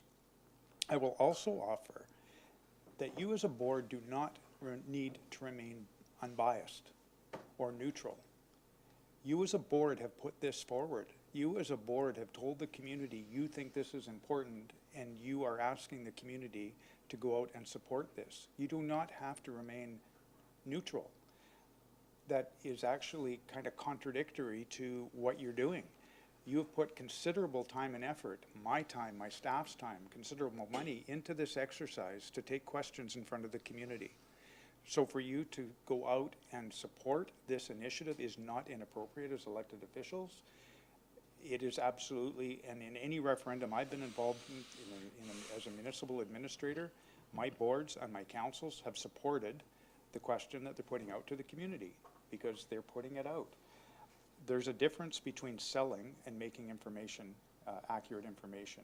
My role as an administrator and my staff's role is to make sure that the information is out for people to make up their own minds. But as elected officials, you know, and I've heard this argument in the past that everybody has to remain neutral. You know, the board has said this is important, and so we're going out and making sure people are aware of it. We are going to be giving you a bit of an update tomorrow on an updated plan on some of the communications materials that we're putting out to the community. And in hindsight, it would have been nice to have had that discussion about the APCs with the board. And again, I acknowledge that. I'm hopeful that those that were invited to attend will be here tonight, and we're welcome to give them the information. And I have no doubt that those individuals will make up their own minds as to whether they support or not support these initiatives. But as was said earlier, they are directly related to many of the decisions that are being made, or recommendations that are being made by APCs. Housing and water are issues that I am assuming every APC deals with their development applications. So I would hope that having some additional information around the purpose of these two services would be beneficial for them in not only them considering how they might want to vote, but if people ask them questions as leaders in the community, that they'll have some insight into what the purpose is, and to be able to answer some questions. It was by no means intended to segregate them or provide some kind of special information. They'll get exactly the same information that you get and the rest of the community will get. It was an opportunity to have a session with them where they could simply ask their questions of staff. Thank you. I've got you on the list as well. I'm going to choose my words carefully here. We put a very aggressive timeline on staff to produce what I think is an exhaustive information campaign for the electorate to be well informed on these issues that are being put before them. And we have challenged staff to not only up their game, but we've asked that we up our game and we enhance the information that's relayed to people so that when they go and mark an X on a ballot, that they're informed, that they're not making their decision when they pull into the ballot booth and say, hey, what's this? We've challenged staff to do this. We've made that a priority, and it's 5.3 in our regional focus areas of enhancing communication capacity and tools, develop capacity of staff and elected officials to effectively communicate with residents, communities, and within the organization. We've asked them to do this. Now, I don't know which staff person thought that this was a great idea. I personally think that APCs serve to advise the board, the directors, and the staff on items referred to them. So we're providing them with information that they can use to either make up their own mind, and if they care to share that amongst community members, great. But I'm pleased to see well, I think Director Acton called it, this is innovative, this is different, and this is exactly what we've asked staff to do. Do a better job of getting the message out. I was here when communication on elector consent items were tombstone ads. That's it, the black and white in the paper, and that was it, and that's all I got. We're going way beyond that today. So, yes, maybe the execution wasn't perfect, but I also think that, some of our responses could have been a little bit better, and I think that we provide the information. I plan to attend tonight. I want to make sure that the people on my APC that attend go home with the right idea, that they're armed with decent information, and if they choose to share it, great. If they choose to just use it for their own personal consumption, great too. But I have to applaud the outreach and the thinking outside the box. And I look at it from this perspective too. If every attempt to outreach and educate and share with our communities had to be brought back to the committee and the board before it's done, we're perpetuating a slow-moving, inefficient, and less nimble type of organization than I think we want to be. So with that, I'm going to go tonight, and I encourage the rest of you that have the time to go as well. Director Nicholson. I just wanted to clarify something with Mr. Carruthers. It's okay for us to take a position on this. Obviously, if it's something the board has put forward, we're all going to support it, right? We wouldn't want to take a position that was against it publicly, presumably. So I'm going to be cautious about entering into the political fray and what approaches you may want to take individually as directors around a motion of the board and a direction of the board. I think what I was simply trying to clarify was and it's an assumption shared by many that you have to remain neutral. You don't have to remain neutral. The point is that the board as a whole, a majority of the board has voted to move this forward to the community. You would expect that a board or a council that has done that stands behind what they're proposing, and to I guess the difference between being neutral is saying I don't really care one way or another what happens. I don't think that's what the board intended. The board intended to take this forward because they felt there were a couple of significant issues in our community that needed to be addressed, and this is the board's attempt to address those issues in the community. And you can certainly take a position that you support it. Alternatively, a director can take a position that they don't support it. That's the democracy. I just wanted to clarify that notion that you have to remain neutral. You don't. You would have seen in the recent amalgamation vote a referendum question between North Cowichan and Duncan. I think philosophically they felt, because of the nature of the issues, that the two councils would remain neutral. Clearly there were members of those councils that took positions on that quite publicly around their feelings towards that initiative. That's no different here.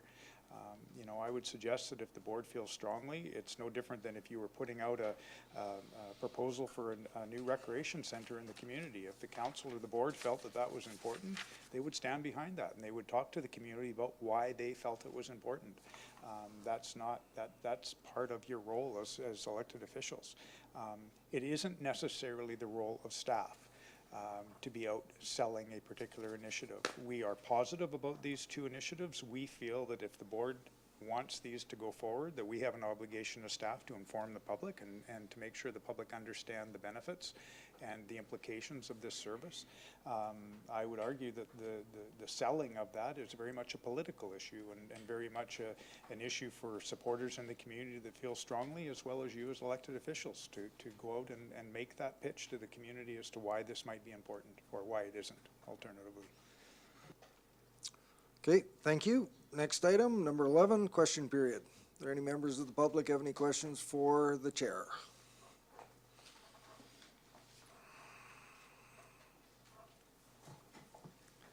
Mr. Chair, it was very nice to see the soil bylaw back on the, in front of the board again. And we think that it's a pretty good, vast improvement over the other one. There's a few things that maybe could be tweeted or thought about.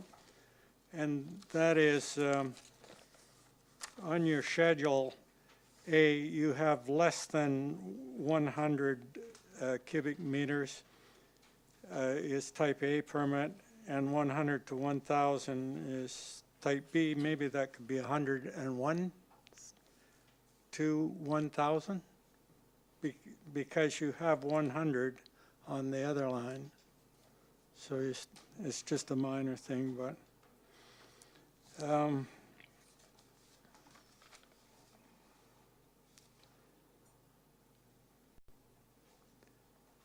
the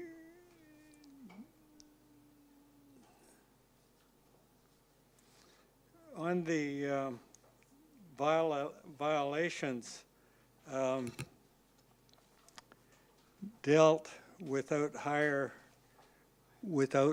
fees, if we're thinking about doubling their fees, that's only $4 or $5 per cubic meter. So I think that's not excessive at all. Because maybe, Mr. Chair, do you think that they would just put that in for a cost of doing business? It's a good question. $20,000, do you think that is enough security deposit when you think that to move 100,000 tons of soil out of a contaminated site up on South Shawnigan is going to cost $11 million. So 20,000 per hectare, do you think that that's going to be enough security deposit? Should maybe that not be per cubic meter? My response to that would be, it is, since I'm not a specialist in soils and contaminated soils, that I best listen to the recommended advice of staff, and that's what they put forward.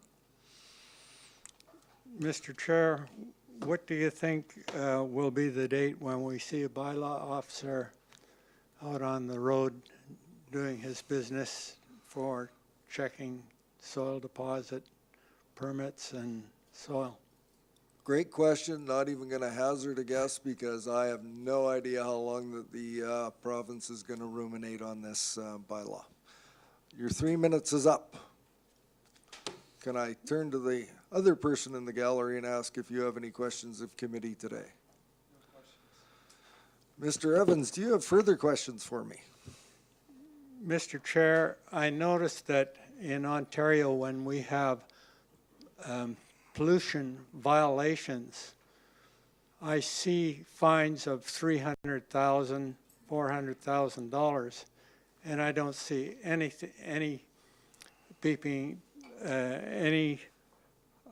heavy fines given out by our provincial government. Can we not complain or suggest that we get some heavier violation fines put in, because we have enough contaminated sites in our area, yet no one gets fined? It just sits there. Business goes on as usual. The Ministry of Environment gives out permits on property that is contaminated, permits to dump soil. It just doesn't seem right. Can this, can the CVRD take some action on that to get contaminated soil removed from our watershed? Mr. Evans, when I'm at UBCM, if I run across the Minister of Environment, I will share those precise concerns with him and see what progress can be made. Thank you very much, Mr. Chair. Thank you, Mr. Evans.